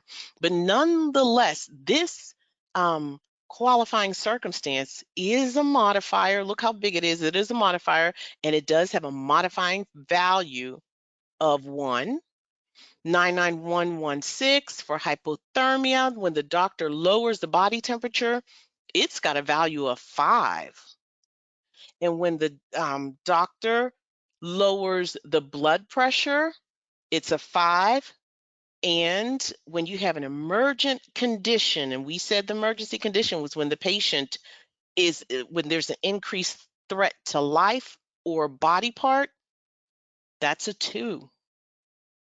All right, so they do have values, but often the documentation gives you the values for the modifying factor. I want to point out calculating the anesthesia payment is base, that's provided. The time, you may have to determine the time, the modifying factors plus the modifying factors, modifying factor times the conversion factor. And remember, these are your modifiers for your anesthesia. Above that, these are your time. Every 15 minutes equals 1 unit of time. So if they give you 1 hour, you've got 4 units of time. And here are some unusual modifiers. And then what is not coded from the anesthesia section, if your documentation is mentioning Swan-Ganz, moderate conscious sedation, A-line, or pain injections, they are not coded from here. Now, here are some general rules. You need to know, is this a surgical procedure? What is the provider type? Is there physical status? Are there qualifying circumstances? Only use these anesthesia codes for general anesthesia and/or blocks. So this is how you should chun your anesthesia, I guess, guideline page. It's green, your general guideline page. All right. Now, let's talk about how to calculate anesthesia time. You all ready?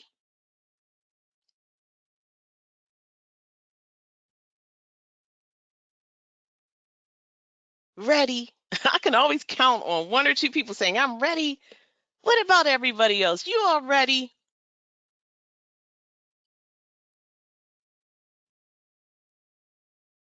Good deal. I'm doing that because, when you engage with me, it helps you stay focused and alert and ready to roll. All right, let's go. All right, what is the anesthesia time? The patient arrives to the surgical suite at 7 a.m. The anesthesiologist begins patient preparation at 7:21 a.m. Surgery began at 7:45 a.m. and ended at 9 a.m. The anesthesiologist released the patient to recovery at 10 a.m. All right. Good deal. Someone's talking to me in the chat. All right, I want to know, what is the anesthesia time? And I'm going to give you 2 minutes. Do your best and trust that we will walk this together when you're finished. All right, your time begins now.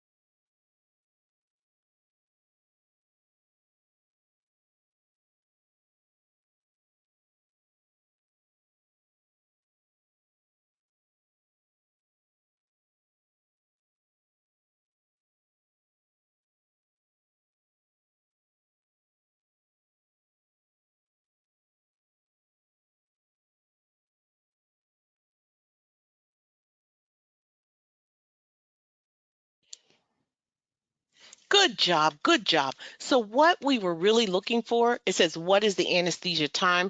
I think we should have been more specific and said the units of time, right? Time mainly, and then we'll calculate the units. All right, so here we go.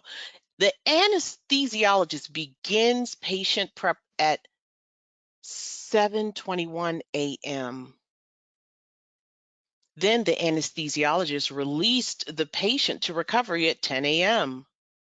That is the anesthesia time, right? The time that the anesthesiologist begins managing the patient, and then when they release the patient over to recovery, that is the beginning and the end. So we know that 7:21 to 10 a.m.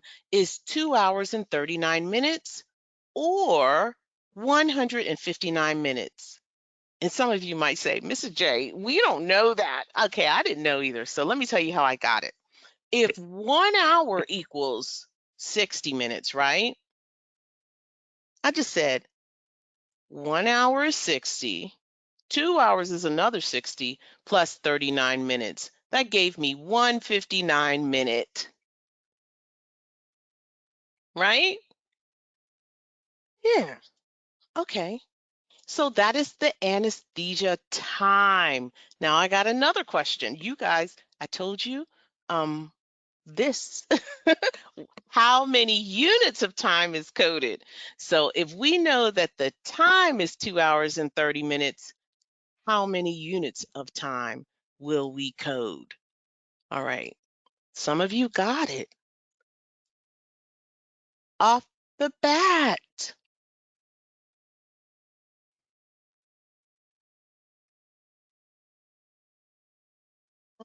Standing.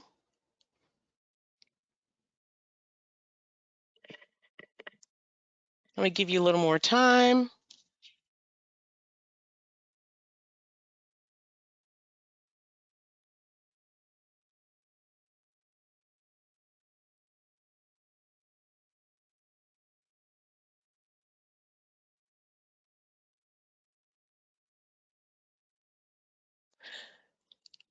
All right. So you guys are moving fast, but let me see. We have a big class. So I want to make sure everybody is getting it. And if you're not answering, just say, hey, I'm just chilling back here. Let me know because I am waiting for you.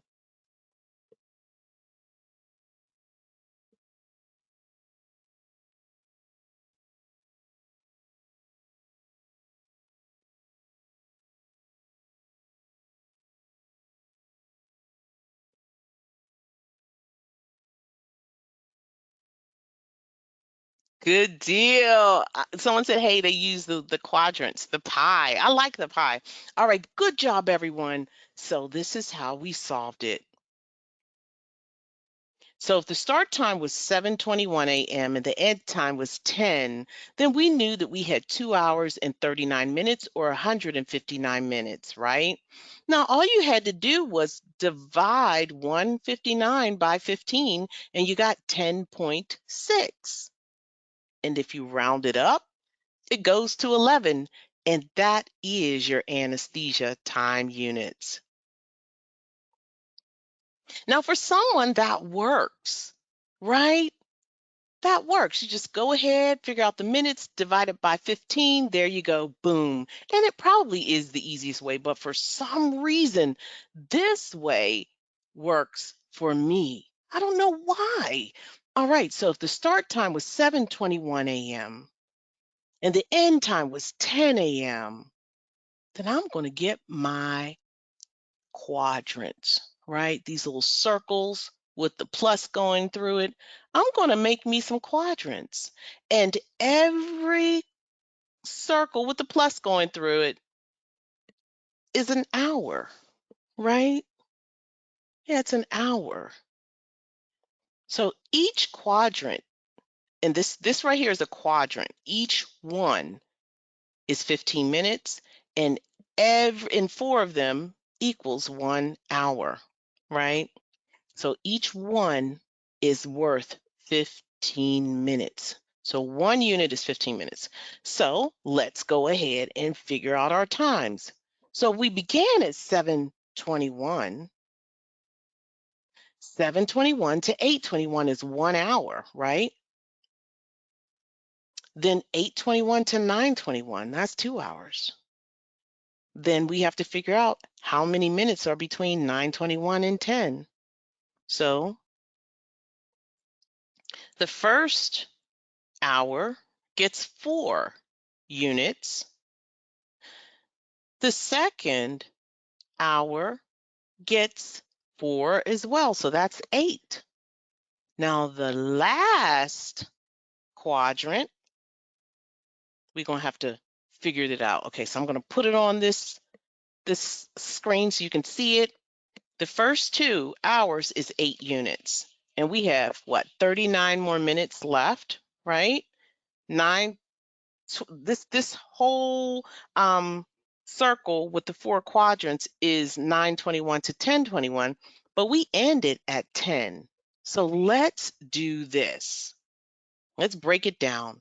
9:21 to 9:36, 9:36 to 9:51, and 9:51 to 10:06, and 10:06 to 10:21. So we actually fall right here. So 10 o'clock falls right here. So we'll give 1 dot for the first quadrant. We'll give another dot for the second quadrant. And then we'll give another dot right here for the third quadrant. And so if we add up all these dots,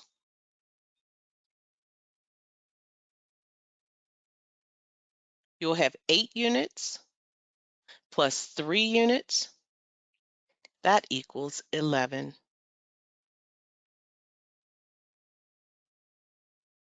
And if this way works for you, you just probably have a little quirky way of learning like me. And if the other way is straightforward, that way might work for you. All right, so I have a question. How do you feel? Did you all understand that? Somebody said good. And I saw you before. I asked that same question before you said, you didn't say that. So I'm glad to see you like this. Good job. All right. Now that we know, and if you don't understand, say, hey, I don't understand, Mrs. J, and I'll tell you what you need to do. But now that we know how to calculate the time, we are ready to learn how to calculate anesthesia payments, right? Let's do it. Well, we said the formula to calculate a payment is you got to know the base, you got to know the time, you need the physical status modifiers and the qualifying circumstances modifiers, and you need the conversion factor. So the base is provided to you by the ASA, that's the Anesthesia Association of America, or Anesthesia Society of America, and your time is calculated every 15 minutes, and that equals 1 unit. And your physical status and qualifying circumstances modifiers, you have to assign those little points, the values that I gave you, and your conversion factor is provided by CMS, and this is the formula. Your base plus time plus your physical status modifier, plus your qualifying circumstances, add them all up, and multiply by your conversion factor. So add it all up, that's your result. Come on. And you take your result and multiply it by the conversion factor. And please forgive me, I called it Anesthesia Society of America. It's called American Society of Anesthesiologists. Please forgive me. All right. So just want to remind you of my chun. If you want to put that on your chun page, I don't know, if it's going to make sense, go ahead. You're welcome to do it. Now, are you ready for a coding exercise?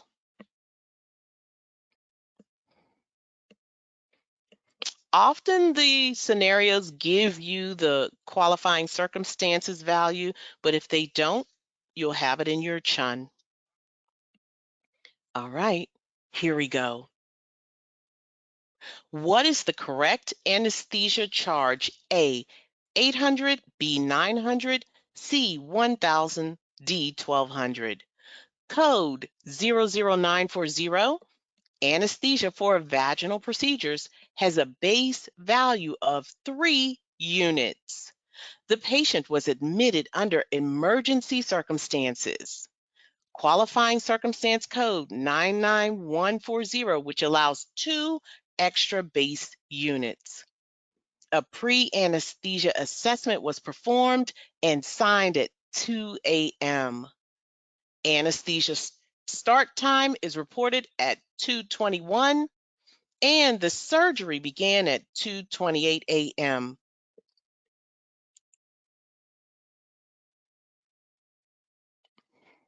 The surgery finished at 3:25 a.m. and the patient was turned over to PACU at 3:36 a.m., which was reported as the ending anesthesia time. Using 15-minute time increments and a conversion factor of 100, what is the correct anesthesia charge? Okay, coders, your time begins now.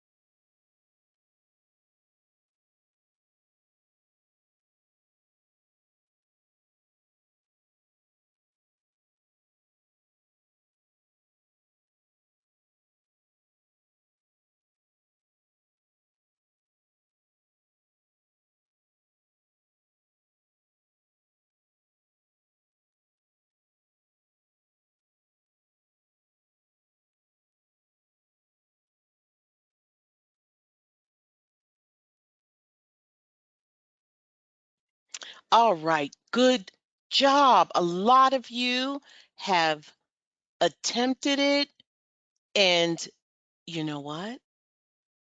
We're going to have an aha moment. Most of you didn't answer though. So, all right, coders, just watch this. All right, so what I decided to do was really focus on anytime you have a payment that you have to calculate, you need to put the variables down. That's what I would do. Instead of documenting keywords, your keywords are your variables. What is the variables? The formula for the payment, right? All right, so first let's highlight our keywords. Your 00940, that's your code. Base value of 3 units. The emergency circumstances, the documentation said it's emergency circumstances. It's not really for us to say it's, judge if it is or not. If your documentation specifies that it is, it is. And it even gives us the emergency circumstance, the qualifying circumstance code. And it even tells us the amount of extra base units, right? Now, it tells us the pre-anesthesia time, which is 2. We're not interested in pre-anesthesia time. That's before anesthesia. We're interested in the anesthesia start time, which is 2:21, right? And we're also interested in the anesthesia stop time when they hand it over the patient to the recovery or PACU, in this case, 3:36 a.m. And we also are interested in that conversion factor. So we need our values for our formula. Our base, they told us, is 3, right? They gave it to you. They're always going to give you the base. The time, we're going to have to figure that out. So 2:21 a.m. to 3:25 a.m., I calculated it as 5. The modifiers that we have, the modifying factors, we only have one, this 99140, and it tells us it's 2 base units.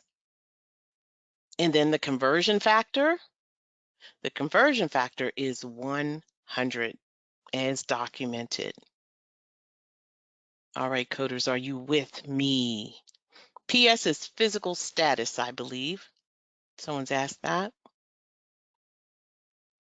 Are you all with me before we move on?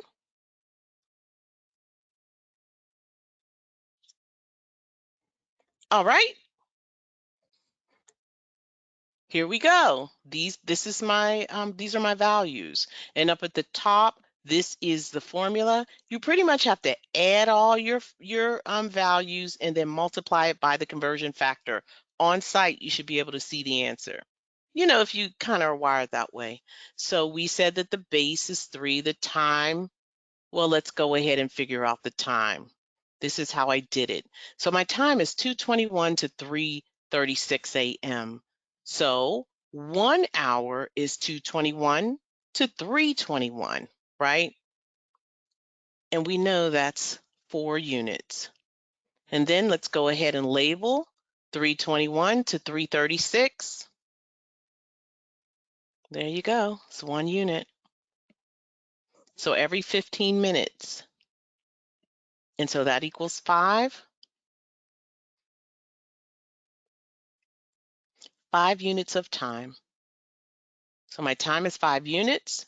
Then the qualifying circumstances is 2, because it tells us it's 2 base units for qualifying circumstance 99140. And then the conversion factor is 100. So the formula is the base, 3, plus the time, 5, plus the modifiers, 2, multiplied by 100. That's 10 times 100 equals 1,000. And a lot of you did get it right. All right, so someone said they can't hear me. Can anyone else hear me? Awesome, good deal. All right, so that is the answer. The answer is C. So if you're just kind of sitting back saying, hey, I'm not real sure about this, if you do the homework, there's an independent lecture on anesthesia payments. Just slow it down and then watch this playback and it will make sense. So essentially, to get the anesthesia payments, you add everything and then you multiply it by the conversion factor. And that's how you do it. Awesome. Good job, everyone. All right, I got another scenario for you. All right. So how should the anesthesiologist report her services with this procedure? A, 01952P5, 01953 times 5P5, 99140. B, 01952P5, 01953P5. C, 01951, 09152, 01953 times 4. D, 01951, 01952, 01953 times 5, 99140. 51 modifier. A patient with third-degree burn of 54% of his body is being treated under anesthesia for excision, debridement, and extensive skin grafting. The patient's condition is listed as severe, and he is not expected to survive without the operation. The operation is further complicated by the emergency condition of the patient, and delaying this procedure could lead to loss of body parts. Okay, coders, how should the anesthesia report her services? Your time begins now. Is it A, B, C, or D?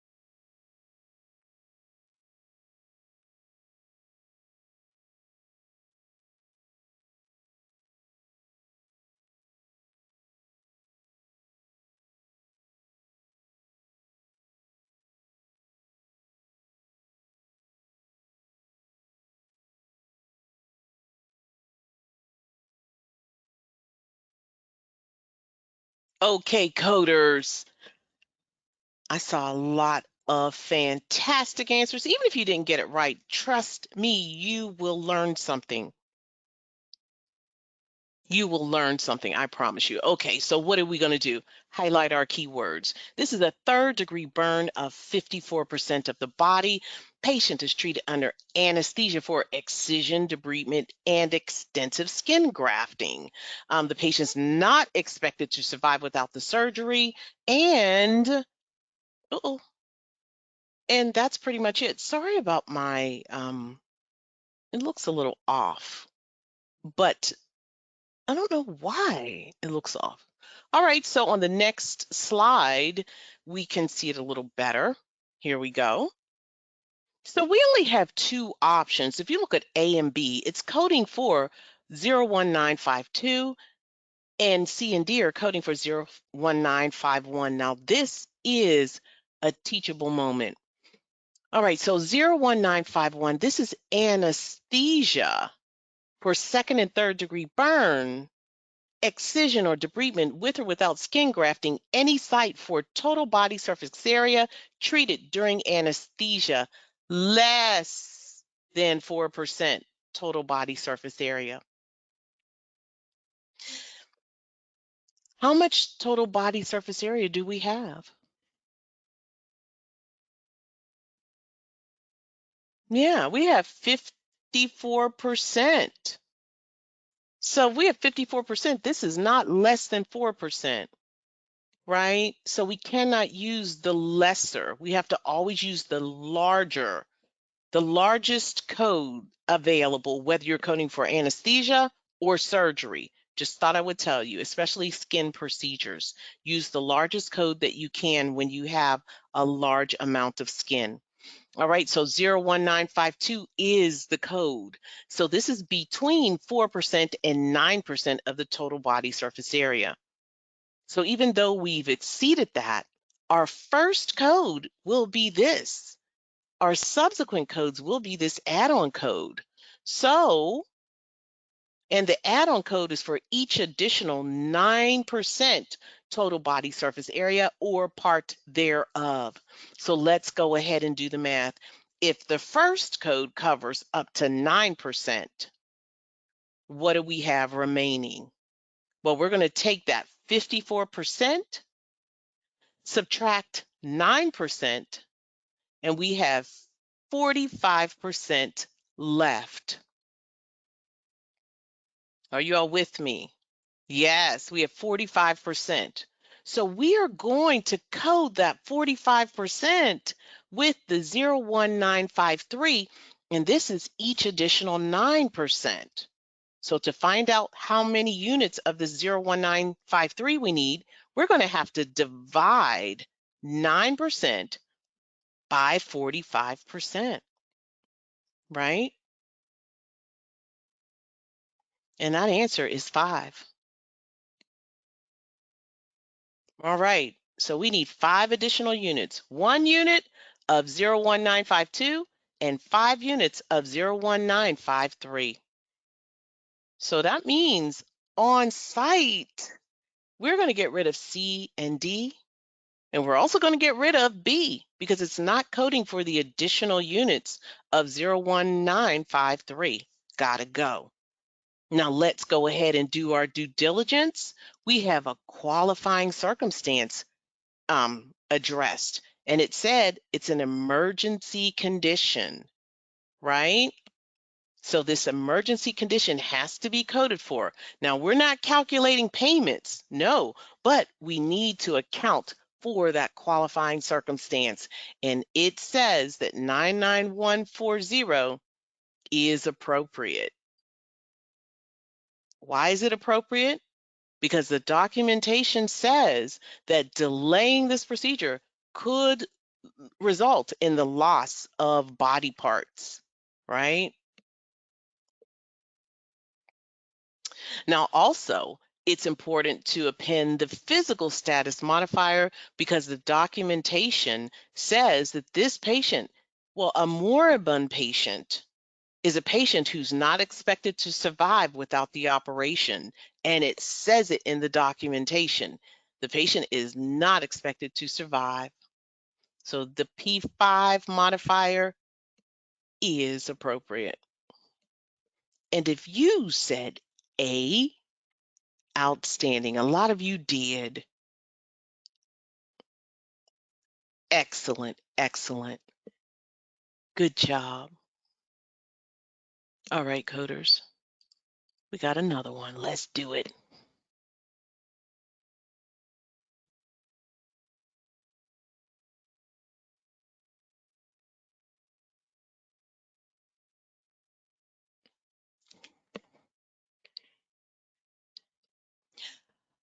Code the anesthesia for this procedure.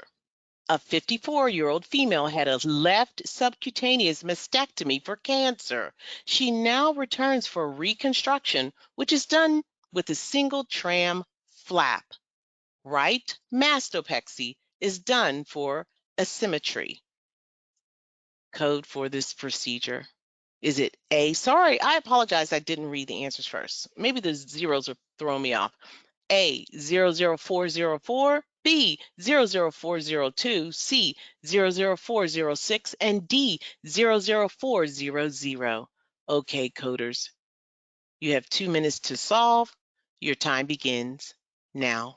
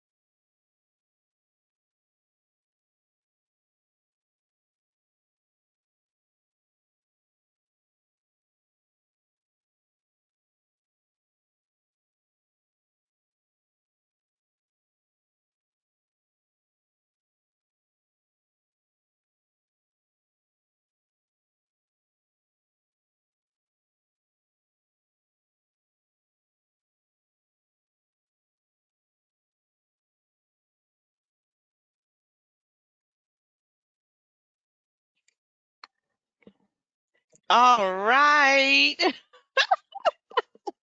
All right, you all are incredible in the chat. Thank you so much for I love your humor. I do. I do. All right, so we have a 54-year-old female. Patient had reconstruction, a single tram flap, and she had a right mastopexy. So we're coding for the anesthesia. All right. So I'm just going to look up the codes. You have 0040 at D. This is anesthesia for procedures on the integumentary system, which is the breast, on the extremities, anterior trunk. Yep, that's the trunk, right? And perineum. However, what's wrong with this? Not otherwise specified. Let me tell you, it was specified as the breast. So this is wrong. All right. Now, if we look at 0040, if you look at this language, this is anesthesia, the parent language on the trunk and perineum, but this says radical or modified radical procedures on breast. Wait a minute, we're doing a reconstruction. Usually that's for like radical removal, cancer. So we're going to get rid of 00404. And 00406, this is radical or modified radical procedures on breast with internal mammary node dissection. This too is way too invasive and it is not appropriate. No internal mammary node dissection took place.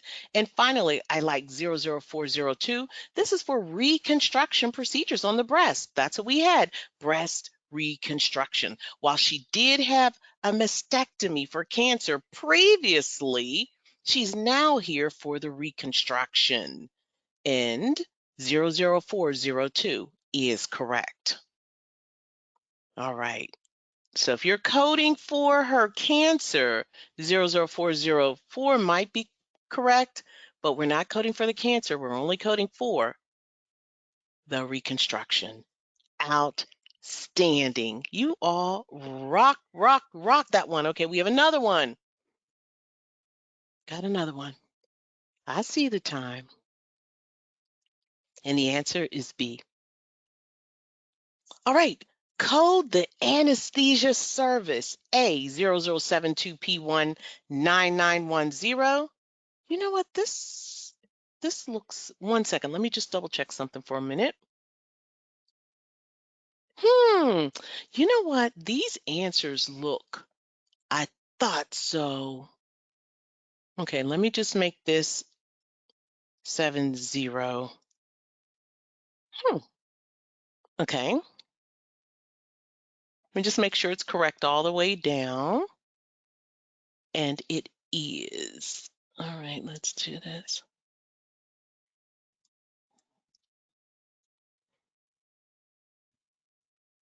All right, my on-clicks might be off on this one, but we are going to get this one. All right. Code the anesthesia surface A00170P1 99100B 00102P1 C00172P1 99100 and D 00172P1 00102P1 99100. A healthy 11-month-old patient with bilateral cleft lip and palate undergoes surgery. The surgeon performs a bilateral cleft lip repair, single stage. Code the anesthesia service. Okay, coders, your time begins now.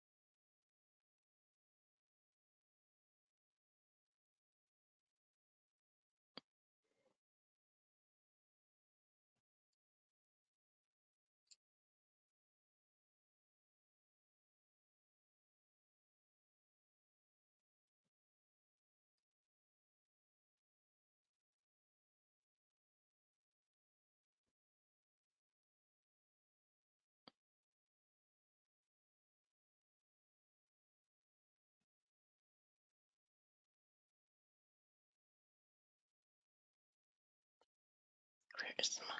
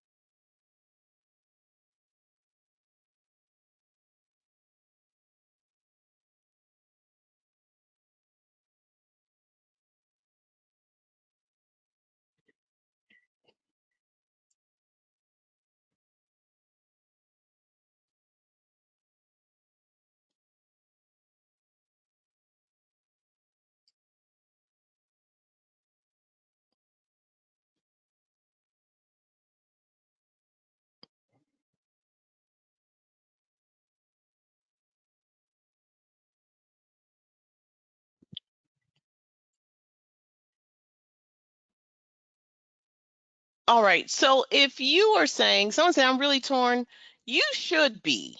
You should be, because I don't think this was fair. But I will say this, let's go ahead and let's highlight our keywords. So let's stay focused. Let's be forensic. We have 11-month-old patient with bilateral cleft lip and palate, and they undergo what? A bilateral cleft lip repair, single stage. That's it. That's it. So that's all we code for. Okay. It stumped me too. I'm looking at this like, what? All right. So let's go ahead and do our due diligence. 00170. This is anesthesia for intraoral procedures, including biopsy, not otherwise specified. Coders, this procedure is specified and there is a code for it, right? So I'm going to get rid of 00170. And this is what this 00102, this is anesthesia for procedures involving plastic repair of cleft lip. That is correct.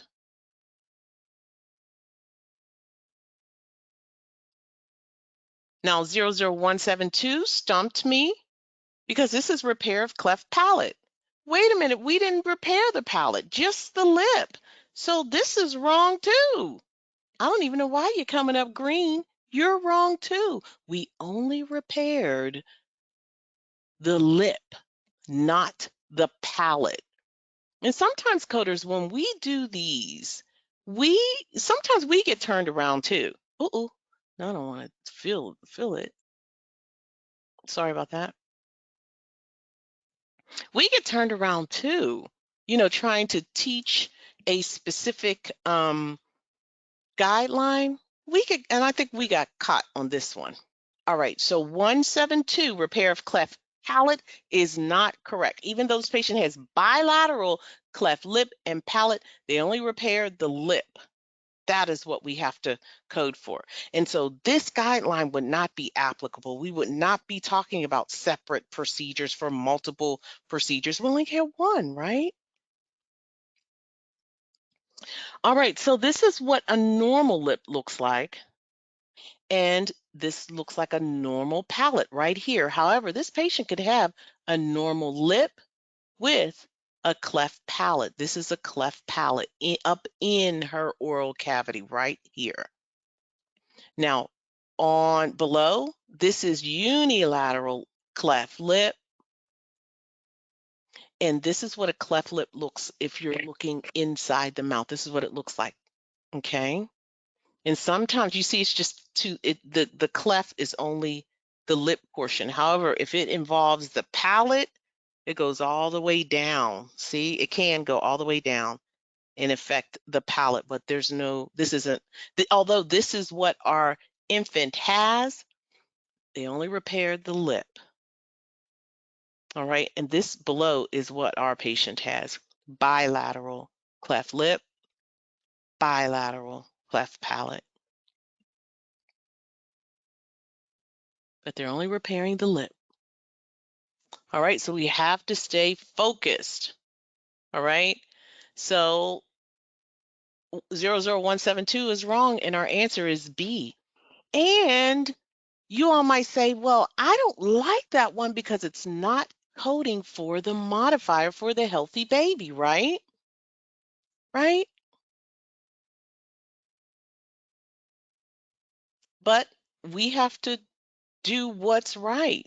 Even if it's missing, we still have to code the best of the four. And if you were stumped, you would be correct because that was missing. However, it is an add-on code. It can never stand alone. You have to have the correct first code. And the only one that is correct is B, 00102, with the P1 physical status modifier.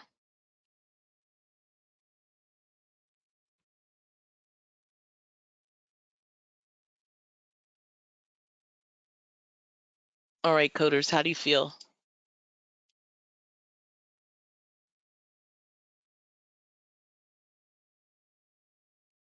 As we wind down our discussion of week 14, we reviewed CPT nervous system, eye system, anesthesia coding. We completed exercises to test your knowledge, and hopefully you're one step closer to CPT coding mastery. Let us know in the chat. Also, homework. Let's not forget the homework is found on your syllabus. Click on, well, type in www.amcicoding.com, then click on YouTube course. Yes, that's where you'll find the syllabus. And we are on week 14. So if you need to review the textbooks, they are here, but here are the assignments for week 14. Number one, if you are in Discord, go get your class PowerPoint handout. Number two, if you need to, watch the playback from this class. You can do it here. Number three, make sure you do your reading assignment, Unit 3, Chapter 22, Carol Buck's Step by Step. And this is a discussion, well, reading on endocrine and nervous system. I know we had some endocrine last week. A lot of people said you liked that bow tie demonstration by Mr. Sandeep. So that is endocrine. Number four, your reading assignment. You have another one. This is Unit 3, Chapter 23, Carol Buck's Step by Step Eye System. Number five, watch the Chun lecture on urinary male female sister systems from your MCG manual. Yes, go ahead and click on that link, charts, videos, exams, and additional resources from your MCG manual, and then locate your videos. We have nervous system.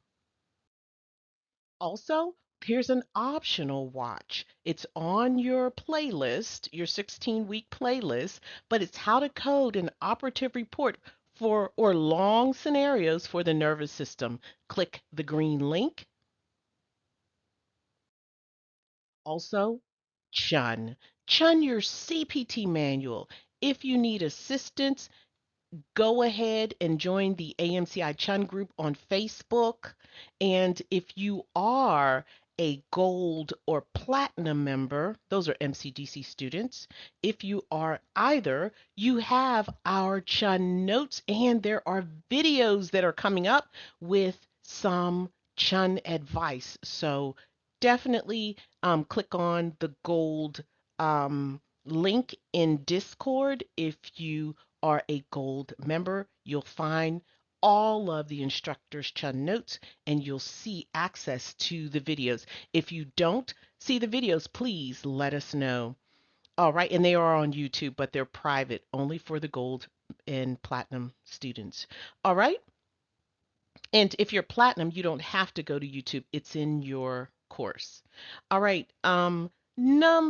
This is how, if you're not gold or platinum, you can go to the Chun group and see the students' Chun notes. Yes, these are from 2023, but they're still relevant. Very, very relevant. We encourage you not to copy verbatim. We encourage you to use it as a guide. You should use your own notes, your own techniques, your own way of doing things, because you know what? You're the one going into that exam, right? And if you write something that doesn't make sense to you but makes sense to the author, then what are we doing? All right, so be the captain of your ship. Go ahead, you can do it. All right, so how do you get to those notes after you've signed in? And yeah, you do have to be approved.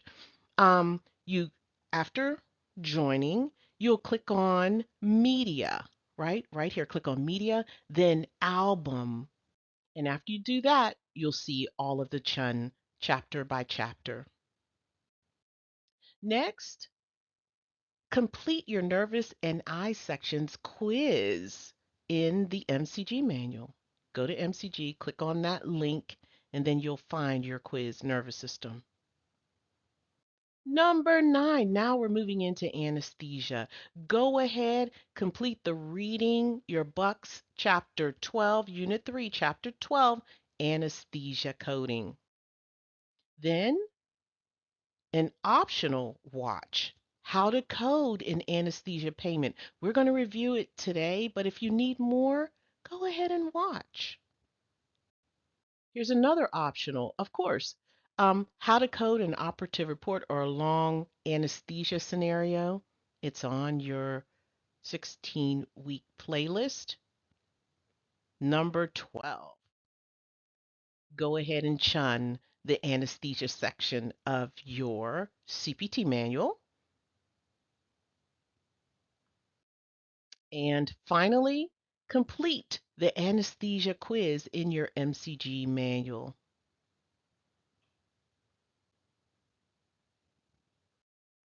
And optionally, if you have hands that are, if you're doing something, you just want to listen, we encourage you to listen to our podcast because they do break down the guidelines.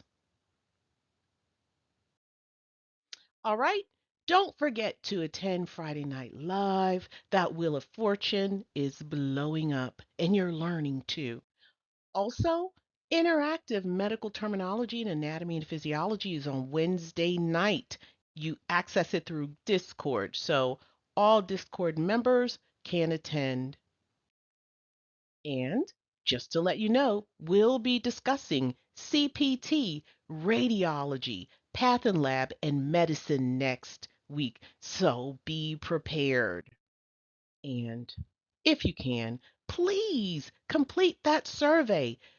Completing that survey helps us help you. And in advance, I want to say thank you. And don't forget to like, if you like this lecture, please like it up right now. Just click on that thumbs up button. If you didn't, thumbs down. We deserve that. And tell us why. Definitely tell us why on the survey. And finally, I just want to thank the entire team, the instructional team, the amazing, amazing instructional team, and equally amazing interns. You are the best. And thank you, coders. You stuck this out. You hung out with me for 14 weeks. And you know what? I honor you. I do. I mean, that takes some resilience. And yes, it's a free course, but still, you stuck it out. You could have put it off, but many of you showed up and you showed out in that chat, and I want to thank you. So go study, go practice, and go be great. I will see you in the next session. 4,000 exam passers and free classes at AMCI. Learn to code straight from home or on the road at AMCI. We're on the East Coast, the West Coast. We're all around the world. AMCI, AMCI.